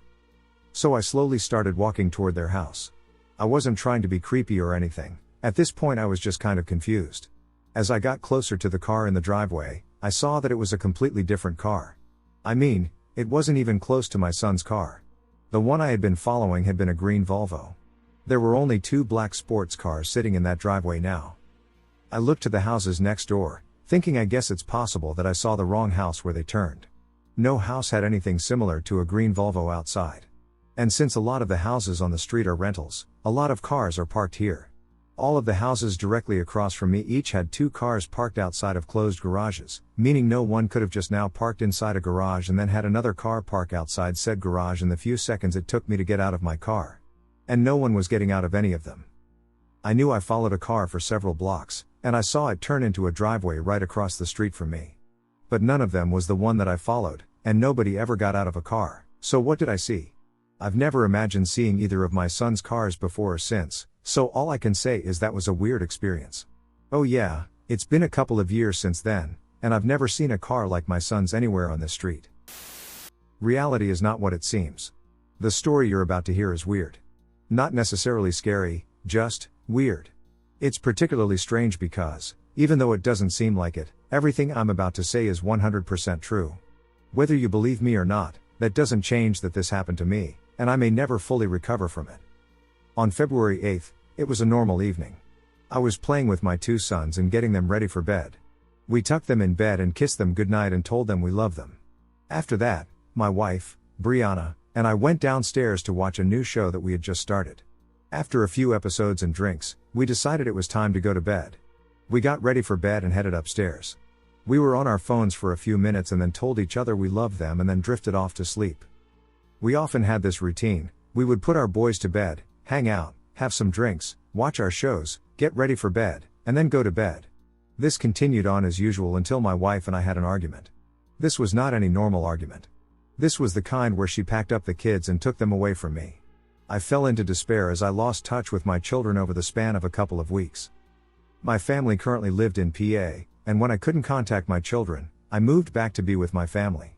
I would take this time to myself. I wasn't working, and I would often go on hikes alone to grieve the loss of my adored family. I even went on a week-long vacation by myself to FL, where I would often just sit on the beach and stare at the waves. It was here that I found healing. I returned to PA to continue on with my life. I started a job where I would go to work for shift work at a factory my mom was currently working for. I would finish my work and return home. I would constantly be checking Facebook to see how my kids and now ex-wife were doing. I saw they were happy, so that made me happy, but I knew I would never be able to see them again. After a few weeks of living back home, I ran into a best friend who I had a crush on in high school. I asked if we could hang out sometime like we used to. She was awfully quick to jump at the opportunity to be friends again. She had recently been divorced, and, like I said, I had a crush on her then, and she was still very beautiful. After a few times hanging out and spending time with each other, I wanted closure and answers to questions I'd had for many years. I asked her if there was ever anything more than friendship between us or if I had read into things more than I should have. She had been there through one of the darkest times of my life. My parents announced their divorce the day after I graduated high school, and I had all but left home as a result. I spent time amongst my best friends' homes, and hers was one of them. She saw me at all my low points. I was even suicidal, and she still showed me compassion then. When I asked her if there was anything more between us, she said there was. I asked if she would go on a date with me, and she said yes. One date led to another, and after a month or two, we were in love. I even proposed, and she said yes. I know that was quick, but I felt like I had known her for 15 plus years, so it didn't feel like a quick decision. After proposing, I was on cloud 9. I had lost one life I had adored, but now, I was starting a new life with someone who meant a lot to me, too. As I climbed into bed, I thought about where my life was headed, and I felt excited for the first time in months. I closed my eyes and drifted off to sleep. After a few hours of sleep, I was awakened by the sound of children. This wasn't the sound of children in a haunting way. This was happy. They were playing. As I started to come to, I realized that I recognized them. They were my children. They were my boys. I quickly opened my eyes. To my surprise, I wasn't in my parents' house anymore. In fact, I wasn't in PA anymore. It was February 9, 2023, and I was back in my home. I was lying next to my wife. I was listening to my boys playing in their room. Somehow, in a single night, I had experienced an alternate reality where I lived out around 3 months of a played-out scenario in a dream. Don't get me wrong, I was overjoyed to be back, but somehow I felt like I spent the entire day grieving the loss of another life I had started. I couldn't get the dream out of my head for months after. It was so vivid. It was so real. I experienced it every day. I woke up, went to work, slept, dreamed, loved, cried, and did everything else we experience daily. I do not know what sort of psychological episode I had, but it was real to me. All of it was real. So, I decided to write this so I remember for years to come how time is not a simple thing. Time has the ability to manipulate and transform our realities, leaving us vulnerable to forces beyond our control or comprehension. What term describes my experience? Or what did I experience? I experienced something yesterday morning that I cannot explain as a result of parking in a downtown city garage parking building, a 5-story concrete structure with the top floor uncovered and the levels descending in switchbacks. It is the only garage structure on the block. In the car was my 7-year-old son. I was taking him to his doctor's appointment. Upon parking and getting out of the vehicle, I pointed out to him the parking column displaying the floor/level and lettered row. I saw and observed out loud, "Let's remember we are parked on 3D, the column was painted blue," and my son said, "That's right, 3 and D like duck." There was also a car parked next to us that had not been moved in months, was covered with a thick layer of dust, and had several parking tickets. We took the staircase at the end of the row of cars down and exited the structure. The garage did not have an attendant, and I kept my car keys in my pocket the entire time. An hour later, noon, we returned to the garage and took the elevator to floor 3, and when we got out, the column was labeled 3G, and columns were painted purple. We looked around the entire level and could not find our car and figured we must have used a different elevator or we mistakenly went to an adjacent garage. We took the same elevator to the ground level, exited the building structure, and retraced our steps backward, and we verified that there was only one garage, with only one entrance and only one exit, both on level G. We took the elevator to the uncovered 5th floor and descended down the ramp with the intention of going up and down every row. I also pressed my car alarm fob and could hear the car horn. We found our vehicle on the 4th floor, next to the same dust-layered car, and the column that my son and I had both noted as being painted 3D was actually painted 4G, and purple. No wet paint. We were both confused and glad to have found our car. We drove down each level and saw that each floor number had a G after it, for example, 4G, 3G, 2G, and all columns in the building were painted the same color purple. We searched but could find the color blue, not the letter D. As if both had vanished, someone was playing a trick on us, or we had stepped in between alternate universe timelines. We both remained befuddled as to what happened or how it happened. Any similar type of experiences? Last night I was in a different reality. I am at my best friend of 9 years' house. Last night we were having a deep conversation about past events. 11 months ago her mother passed away. We talked about her mom and how she was always very adamant about us being friends. I then said, what if we are a part of something bigger? It was at that moment after the word left my lips, it felt like reality had shifted. Our bodies felt light, and it was like we couldn't feel anything around us. We were sitting on a bed, but it felt like we were sitting on nothing. The fan was on, but there was no airflow in the room. It didn't even feel like there was any air around us. It's not like we couldn't breathe, we just didn't need to. We started talking about how the room's atmosphere felt. We were concentrating on trying to describe what was happening, and we were staring at each other. When I focused more on her, I noticed a white outline/silhouette around her head and shoulders. It was white, bright, oddly fuzzy, and faded out past her. I told her that I thought I was seeing her aura, and she said she was seeing mine too. She said mine was violet. We freaked out a bit and decided to look at Amethyst's cat. Her cat had a very thin, saturated, green aura. Amethyst agreed that she saw it too. We looked around the room, and everything felt off. We decided to leave and see what downstairs would feel like. We stepped into the hallway that leads to the stairs that go down to the living room.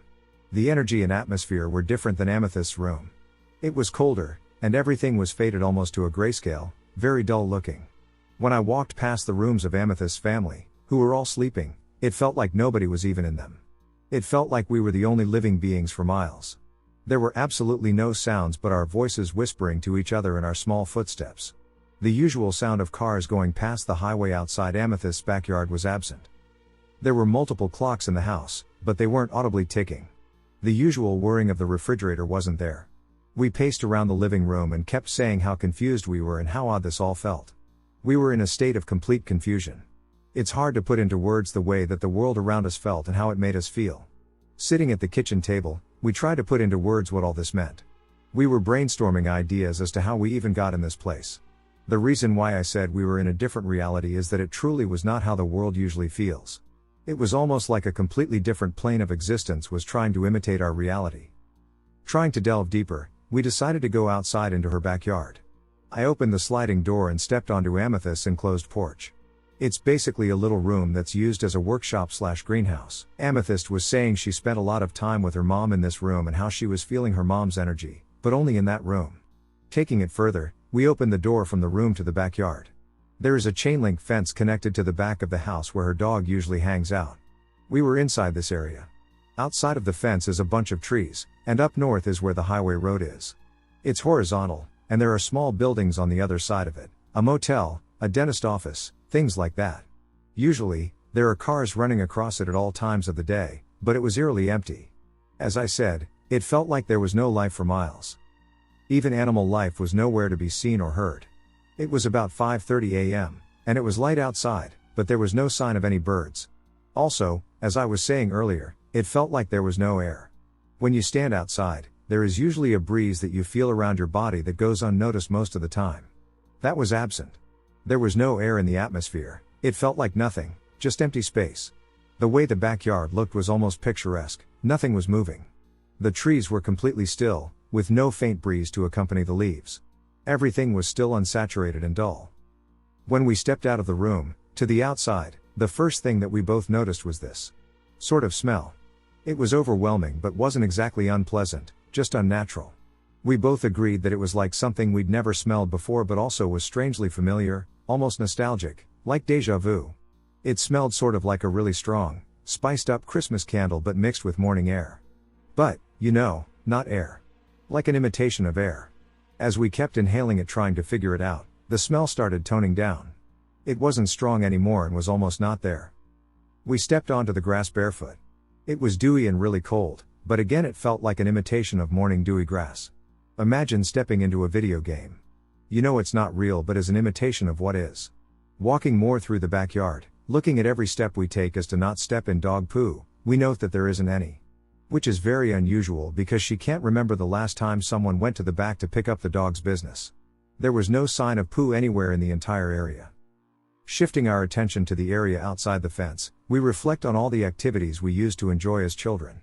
In elementary, we would play outside constantly, making hangouts out of old birthday party streamers, stacking up logs to act as a barrier to our imaginary enemy's land, putting up old, dead Christmas trees for decoration, etc. But oddly and shockingly, all those things were gone. If you look to the east, there would be our old hangout. Pink streamers strewn about the trees, logs to sit on, and a Christmas tree as decoration, all of it gone. Instead, there was really tall grass that, if gone into, would go up to my knees. Super unusual, as Amethyst's dad regularly mows the lawn with his John Deere. Either way, before last night we hadn't looked at the backyard much, if at all. We have grown out of playing outside and stay inside most of the time. So it has been a while since we have really observed the backyard. Having said that though, we know that the stuff in our hangout was not taken down or messed with in any way. So then why was it all gone?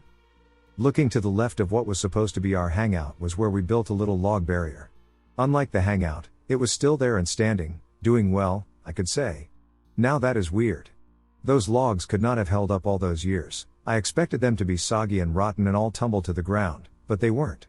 They were fine. Turning towards the right side of the hangout, we found our trampoline and old swing set. Also, a little table that Louise had made for us. It was just a piece of round wood nailed to a tree stump. It was in horrible shape.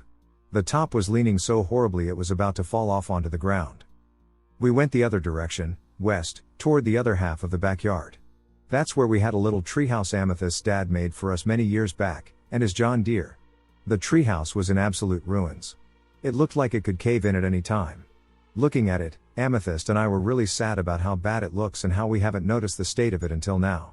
We were talking about it until we heard something come from the house. Our heads shot to the back porch, where we both know we heard the sound of a phone. It was very clear and only rang twice, 2 seconds for each ring. It was the most cliché phone ring. If it had a name, it would be phone ring sound number 1. The sound was so clear and cliché that it felt unreal. We bolted inside because we were scared of someone waking up and seeing that we were up as well. And honestly, I don't really know why. During this time it felt like whatever happens, whatever we do, don't wake someone up, and don't let anyone know you are there. This is strange because, as I keep saying, it feels like we are the only beings for miles. It felt almost as if this was a rule of the reality we were in. As we went back inside, we checked the home phone to see if it was the one ringing, which would be weird on its own because that phone's tone is a Christmas song. We looked at the past calls, and the most recent one was at 4 p.m. the day before. We say that it could have been somebody's cell phone and sort of leave it at that. Even though we know the sound was very clear, the only way a phone could have that kind of range to reach us outside is if it was either on the porch or in the kitchen. Even then, it's a stretch. The clarity of the ring was crazy. We go back upstairs into Amethyst's room, and once the door is closed, we feel ourselves slipping back into our reality. We sat down and started gasping for air like we just ran a race.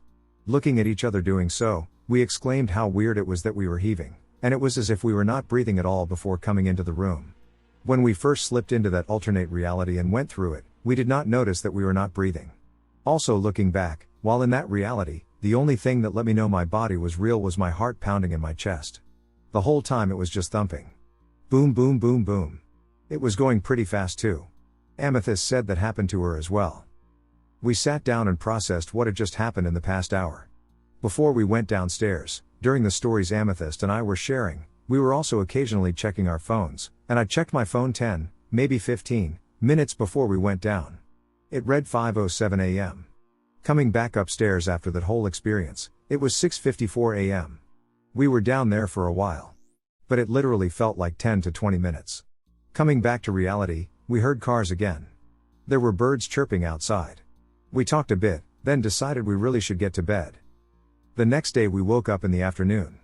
We inquired of Amethyst's dad and his girlfriend about their phones and if they rang last night. Her dad said his phone was totally shut off. His girlfriend's ringtone is a song. Neither my nor Amethyst's phone had any missed calls. I do not know what we heard last night. After that, we went outside to the backyard to see if it looked the same. First of all, the color is back to its normally saturated hue. The breeze is causing the trees to move in their usual manner. Cars are passing and birds are chirping. The grass is wet, as it sprinkled a little earlier that day. And yes, it felt like real grass. There is dog poop in the grass, quite prominent throughout the area, and now we really had to be wary of where we stepped. Looking to the east, we saw that our hangout stuff was there and the grass was not tall. To the left of that area, the log barrier was completely down, and it appeared that Amethyst's dad had been placing propane cans and other items on it, which were not present last night. Also, something I didn't write about earlier, there is a little rhubarb bush just in front of the fence, fully grown and looking healthy. Last night the plant was completely dead. Looking to the right, the little stump table is upright and has no signs of any toppling. Over the backyard, going west, the treehouse is still in ruins. It pains me to see it like that. It looks just as bad as it did last night. Something to note, though, is that there is now a red fire pit sitting near the John Deere. That was not there last night. That was my trip to an alternate reality, or whatever you could call it. Amethyst and I have never drunk alcohol or done any kind of drugs, including last night. The only possible explanation for our behavior could be sleep deprivation, since it was quite late. Although we have been staying up until about 5 a.m. every night anyway, what's a few more hours? Both of us have stayed awake for more than 2 days multiple times in the past, and sleep deprivation has never affected us as severely as it did this time. If anybody has anything to say about this, I'd love to hear it, as I'm still trying to figure out what happened.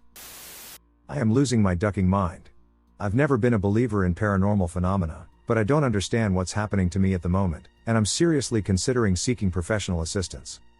I live in a tiny shared dorm apartment with 2 roommates. If you face the hallway, there are 2 bedrooms on the right, one on the left, and a closet at the end. The bedroom on the left is right next to the closet. When we moved in, my roommate always complained that they had a closet instead of a bathroom, unlike me and my other roommate, who had bathrooms in our rooms. This closet has a bunch of our shared stuff, including my clothes, gifts, keepsakes, whatever.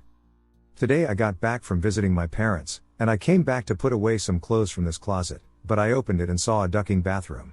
It was a fully functional bathroom, complete with a toilet and a shower. I was only gone for 2 days, and since we rent this place, the bathroom couldn't have been built randomly or by accident.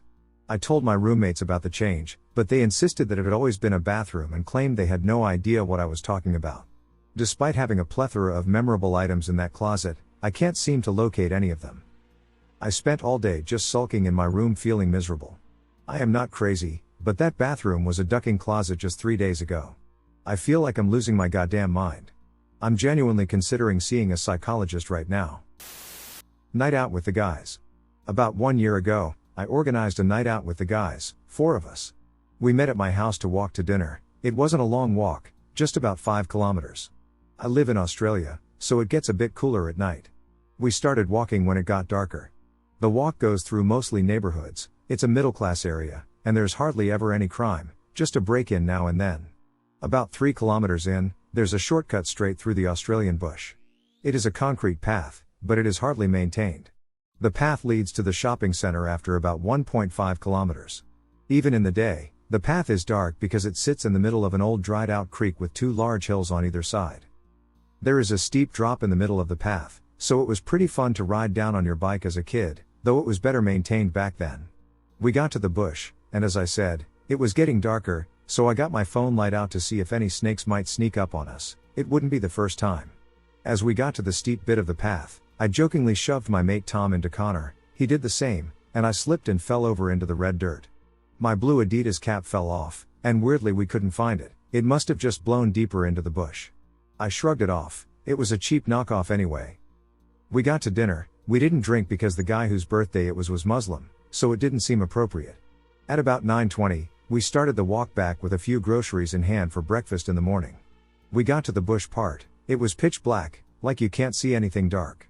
I got my phone out and put the light on. We were talking about religion, just the usual philosophical talk about demons, gods, and politics, as we all are pretty interested in.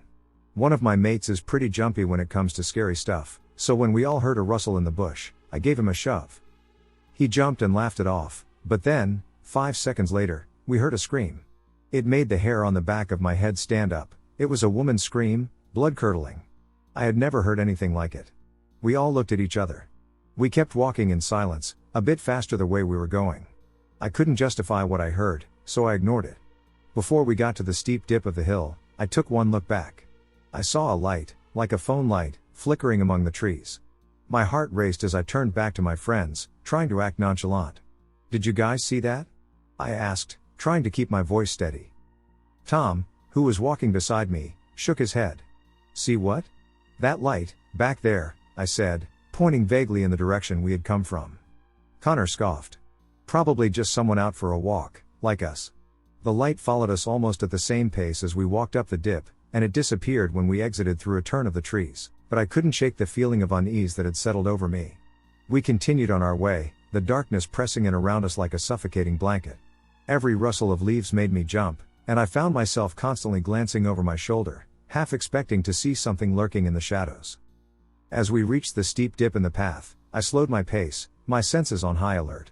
Something felt off, but I couldn't quite put my finger on it. And then, just as we were about to descend, I heard it again, the same blood-curdling scream, echoing through the night, but this time, we were walking towards it. This time, there was no mistaking it. It was the sound of someone in unimaginable agony, their voice raw with despair and suffering. My blood turned to ice in my veins as I realized that this was no ordinary scream. It was the sound of someone who had lost all hope, someone who had reached the depths of despair and seen no way out. I stumbled backward, my heart pounding in my chest. "We need to get out of here," I gasped, my voice barely above a whisper. But before we could move, the air around us seemed to grow thick with darkness, suffocating us with its malevolence. And then, emerging from the shadows, came a figure, a woman, her face twisted in agony, her eyes empty and soulless, hanging in the moonlight. I screamed, the sound tearing from my throat in a primal burst of terror. But even as I tried to flee, I knew it was too late. We were trapped in a nightmare of our own making, haunted by the specter of someone who had chosen to end their life in the depths of the Australian bush. We got home after a long night of answering questions, and in my mailbox, I saw the same cap I lost that night. Something very unholy happened that night that I hope to forget. I often remember that night and wonder what really happened. True story. I don't remember my exact age when this happened, but I remember it pretty vividly. I was maybe 10 to 14 when this happened. For reference, my room, which was really an extra living room, was close to my driveway. My driveway entered off the road and pretty much led to my backyard. It made a little circle and connected itself to the driveway again. By no means is it a big circle, but it is more of a long driveway. In my room, there was essentially one window facing the road, 2 windows on the right wall, a door leading outside, and one window opposite the road that faced my backyard with the circular pavement. On the left wall was a door that led to my kitchen and living room. The way my house was built made it so every other room was on the opposite side of the house. There is also a factory across the road from where I lived. My family said my house was haunted, but I don't know if you believe in ghosts. These 2 ghosts that my older brother was seeing apparently were messing with him. I forget if that whole situation happened before this or not. Another strange story my younger brother shared with me occurred years ago. One day my mother told my little brother to go to his room and put some clothes up. The lights were off in his room at the time. As he was putting the clothes up, he says he looked down to open the drawer, and he says that he saw some black shoes as if someone was standing beside him. He looked up, and he told me he saw a man in a black hat with a black face. He says he ran to my mom and told her what happened, but she did not believe him.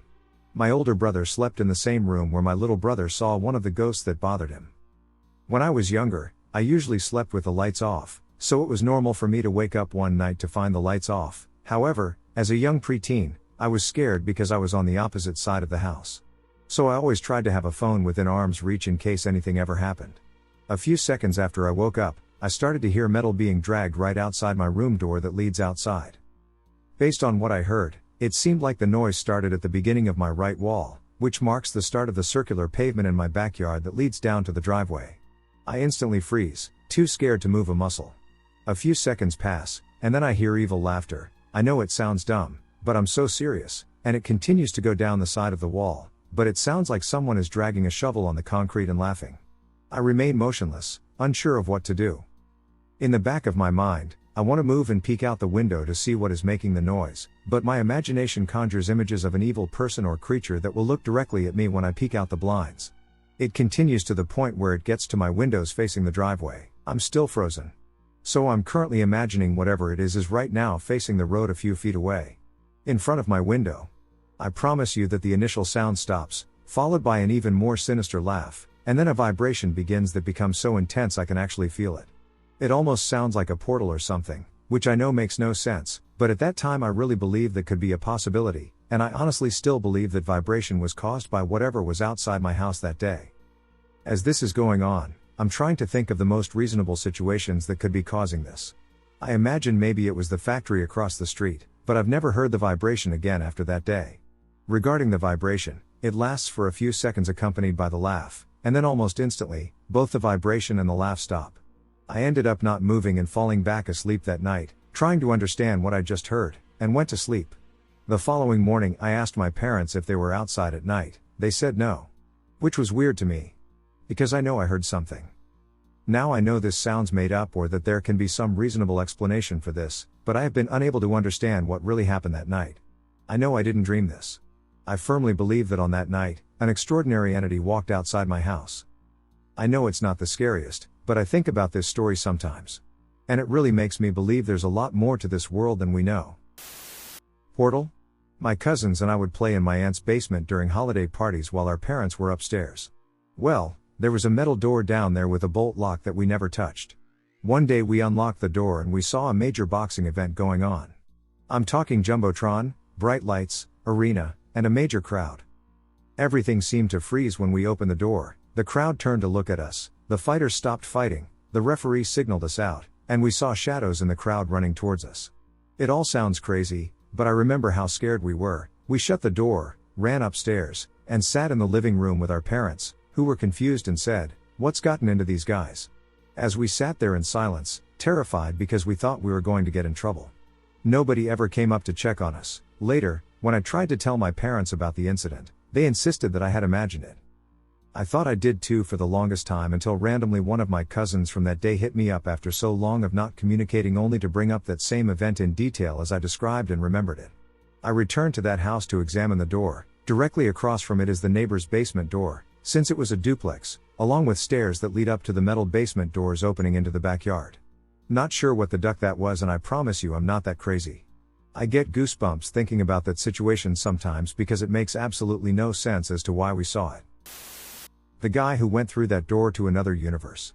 This unusual rock outcropping is roughly 60 thick, jutting upward like the fin on a fish to a height of about 40. A portion of the cliff wall has been prepared to a smooth surface.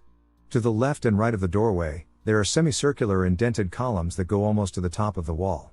In the middle is the doorway, small in comparison to the wall, yet large enough for a normal-sized individual to almost stand upright in. I use the term normal here because I'm almost 7 tall. The doorway is indented about 8 inches. The interesting thing about the shape of the doorway is its footer. There are 2 obvious places that have been smoothed and indented. The spacing is exactly right if you were to kneel before the doorway as if in prayer. At the exact place you would rest your forehead, if you were to lean forward, is a cup depression. Otherwise, this is solid stone with the doorway exactly oriented and opening to the west. As stated, it is believed the doorway is a place leading to where the gods reside. Those seen returning are believed to be inspecting their earthly domain. But it doesn't stop there. I have been told by several different people these visitors occasionally travel on to Cusco, the center of the Incan Empire, and I have been mistakenly thought to be one of them. Like me, they are tall with long light hair and fair skin. While visiting small, remote communities throughout the Andes, the result of my arrival is always treated the same. The inhabitants of these communities are shocked and surprised by my arrival, thinking I am the return of Pachacutec or one of the other legendary gods. Their belief is that before the beginning of the next world, these gods will arrive to inform them of the impending destruction and worldwide change. Once the people of the kingdom are informed and prepared, these gods will, at the appointed time, take them to safety. According to the ancient timetable, that time is imminent. Every village I have visited is waiting for the return. UFO reports and sightings where personal contact has been established are numerous and frequent. There is a connection between these sightings and the witnessed gods. Both entities look the same in the way they are dressed and their actions while visiting, with one exception. Those coming from the UFOs are seen more frequently, and their message is more deliberate. My experience with this doorway has been kept personal up to now. I believe it might be a good idea to relate my experiences briefly. My reasoning is basically this: because of what I have personally witnessed, I know there are events in our near future that will soon cause a substantial change in the world. These changes are important as to how we continue as a race and how we will eventually need to see ourselves in a greater picture during the coming process of our continued evolution. My experiences are not solely related to this mysterious doorway but also include contact with those others who have arrived in the frequently seen UFOs. Because the subject of this article is the doorway, I only mention the contact experiences as a point of reference. I will relate these other experiences within another article. I have been through this doorway. And though I do not fully understand the exact nature of how it works, I do understand how it is opened. I cannot say how it is completely controlled, but I know it can be controlled. I know this because of the individuals met while in Peru that have come through the doorway. Though they have not given up their secrets, they have hinted at the manner through which it is activated. Using this information, I recently went through and found myself on the other side. It was nothing I had expected. It is true this is a portal to another place. After taking the steps necessary for entering, or opening, the doorway, I was seen, by those present, to fade away until completely gone from sight. There was no glow or other effect witnessed. I had, to them, simply vanished. What I experienced was quite different, though. After kneeling before the doorway, I felt a strange, dizzy feeling. Within a few moments I felt as if I were free falling forward. As this occurred, I clearly heard the type of sound you might hear as a tire loses pressure. A hissing, whistling sound was around me. It was dark for a moment, then as I regained my composure, I could see stars, galaxies slowly rotating, brilliant gas clouds, and the extreme expanse of space between these objects. I was moving, at what seemed like a rapid pace, through this scene. The sound continued. I can't determine the amount of time spent moving through this region. It seemed that time held no place here. Ahead, I could see what appeared to be a large, brilliantly illuminated area. I was heading toward this and, although slightly alarmed, could not do anything to change my direction. There was a passing through this cloud, into a brightly illuminated, yet otherwise empty space. Then there was no perception of movement. I seemed to have stopped. The sound was the same, although somehow more musical. Almost like the ringing you might hear in your ears as you drop into a light sleep combined with the hissing/buzzing. Everywhere there was brilliant light. My attention was then drawn behind me. There was no sensation of turning around or of direction, therefore, I use the word behind. There is no other way to describe this. As I gazed backwards, I saw a wondrous sight. Floating before me was a darker mass, slowly undulating. Visible within it were those stars and other objects I had passed.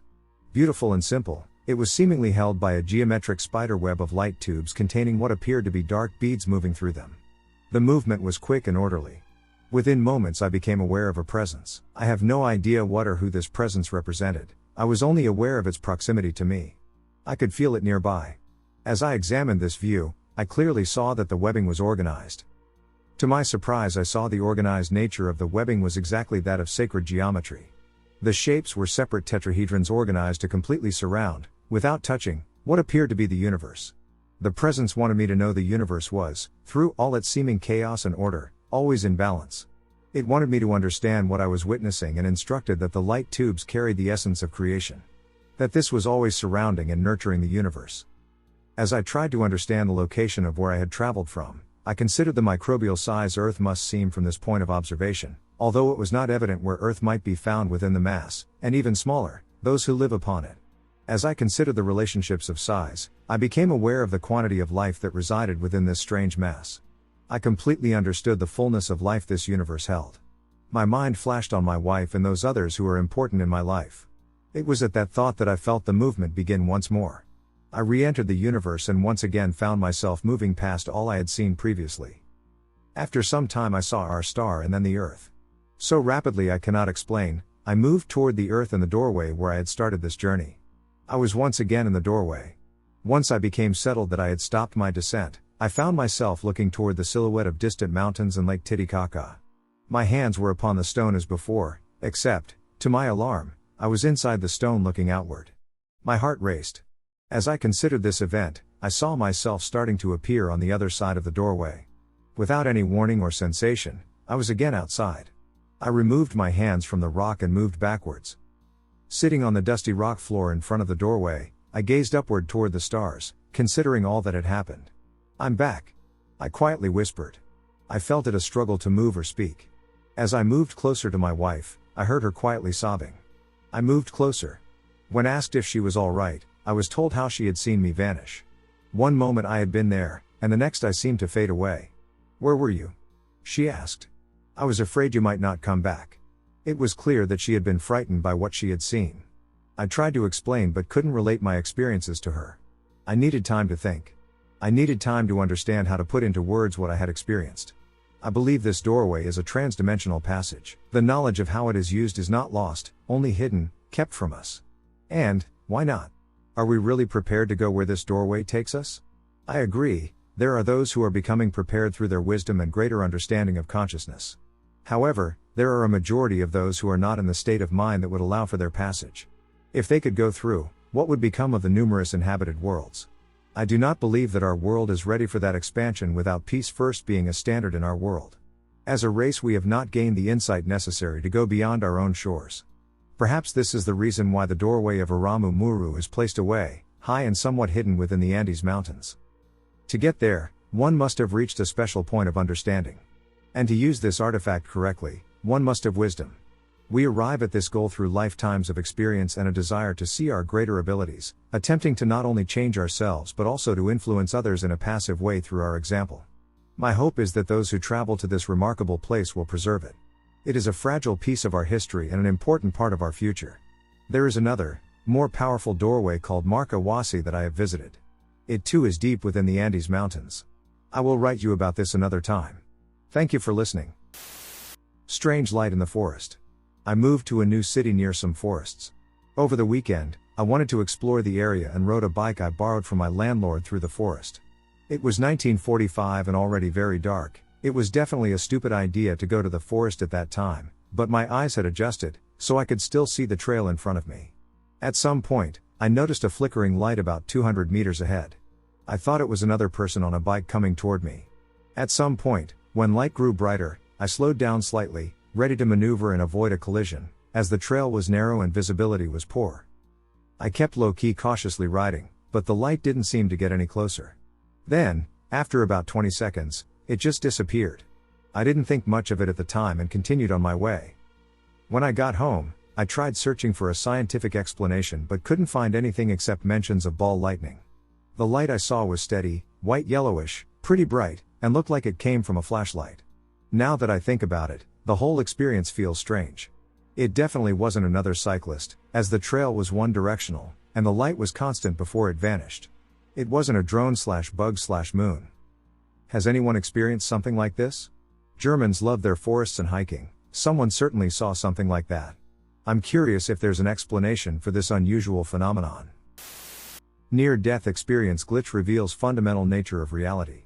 A friend convinced me to share this account, despite my natural reluctance to do so. On the 15th of July 2013, at about 7:45 a.m., I was on my way to work and approaching the intersection and getting ready to take a left-hand turn. This is a notoriously dangerous intersection on any day, and there have been many accidents there. It is hard to see if the intersection is clear from the right, and the left turn is particularly hazardous. I was running late and in a flustered state of mind. I had an important meeting that I'd been planning for carefully over a number of days, and a really stupid delay at the last minute put all of that in jeopardy. It should also be understood that a much better traffic signal system exists there today than was in place at the time of this incident. I hurriedly approached the intersection. I looked to the right and believed that I had correctly viewed that nothing was approaching from the right, so I made the left turn. As I crossed the intersection, I glanced right once more and saw a vehicle heading straight for me at what could only have been in excess of 90 miles per hour. We saw each other. I saw the look in the other guy's eyes because we were that close. A collision was absolutely inevitable. There is no way on this earth that it could have been avoided. What happens next is extremely difficult to describe, but I will do my best. And this can be, and must be, taken to apply to everything that I am going to attempt to relate from this point onwards. Words, even the most carefully chosen words, capture no more than 1% of this experience at best, and even then very poorly. This is quite possibly the most frustrating thing about giving this account. Across from the front of the car on the left, in almost the opposite direction to the oncoming vehicle, was a field. I suddenly became aware of a very large object approaching slowly on a diagonal across this field. It was coming directly toward my car.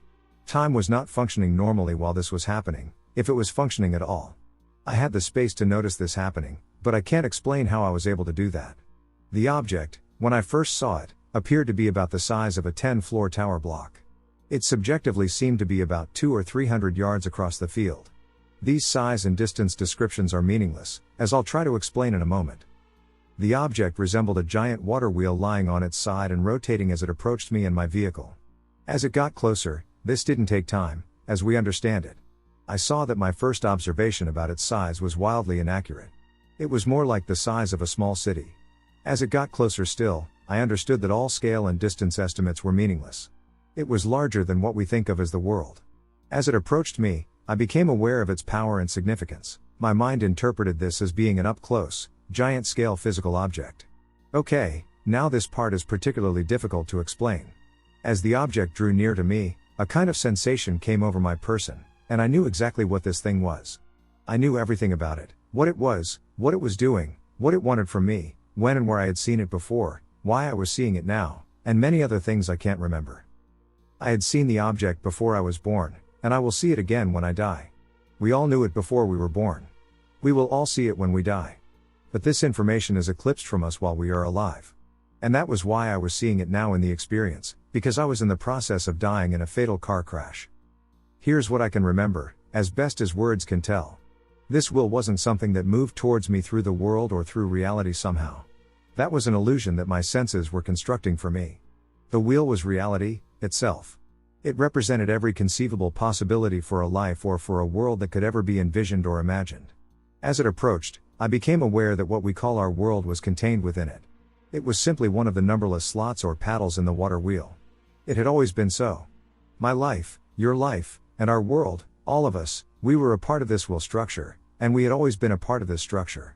It simply now made itself visible to me. There then began the truly terrifying dimension of this experience. Words cannot even begin to describe the level of fear I experienced. The water wheel sort of rolled across me and then across the place where my car was in the road. As it did so, I began to be hit by each of the paddles in the wheel.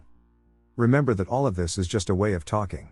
It does not, and cannot, remotely describe the real situation as it actually was.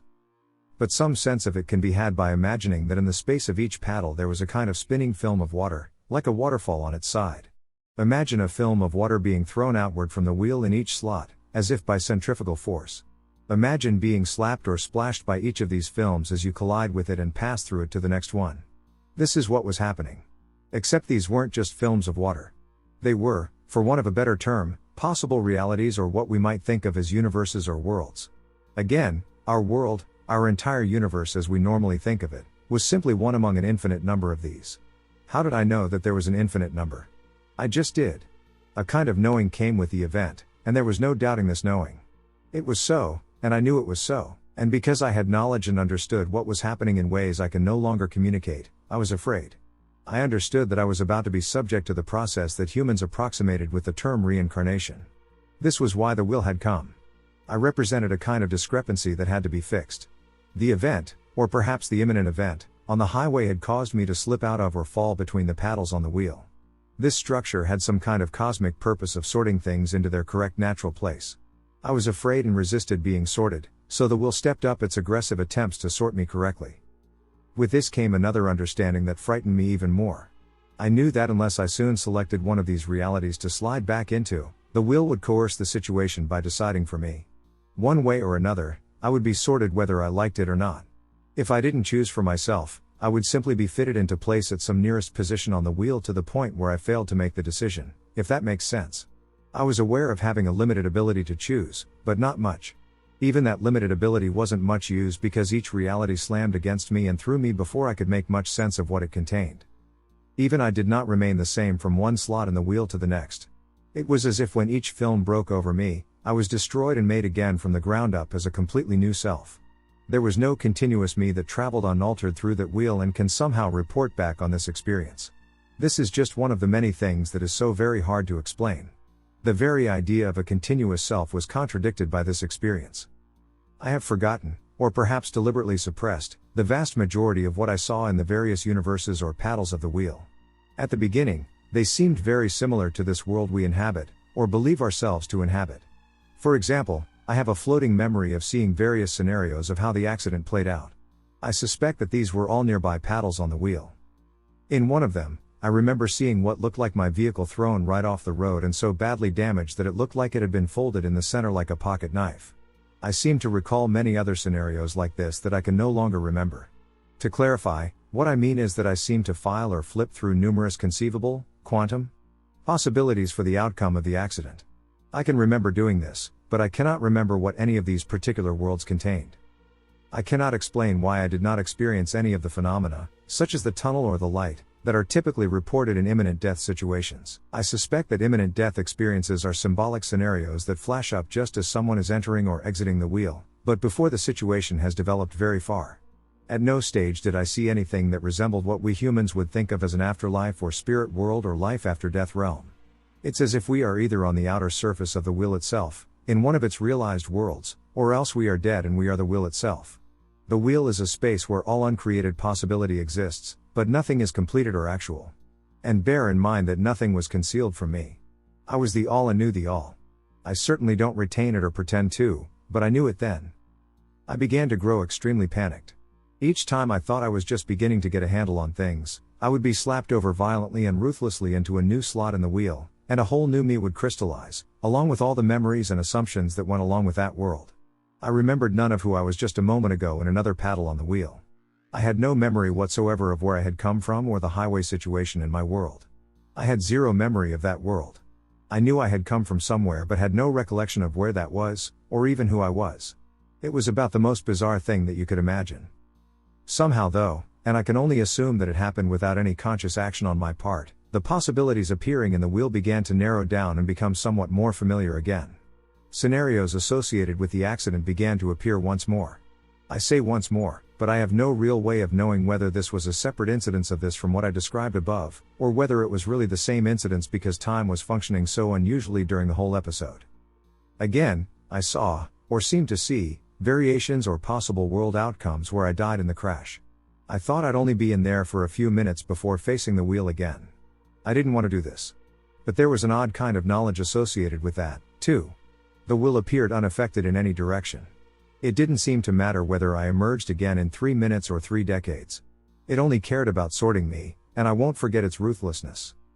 I found myself back on the highway in what seemed to be a mere distance back up the road, still approaching the intersection. This is just one of the many mysteries associated with the event that I cannot explain.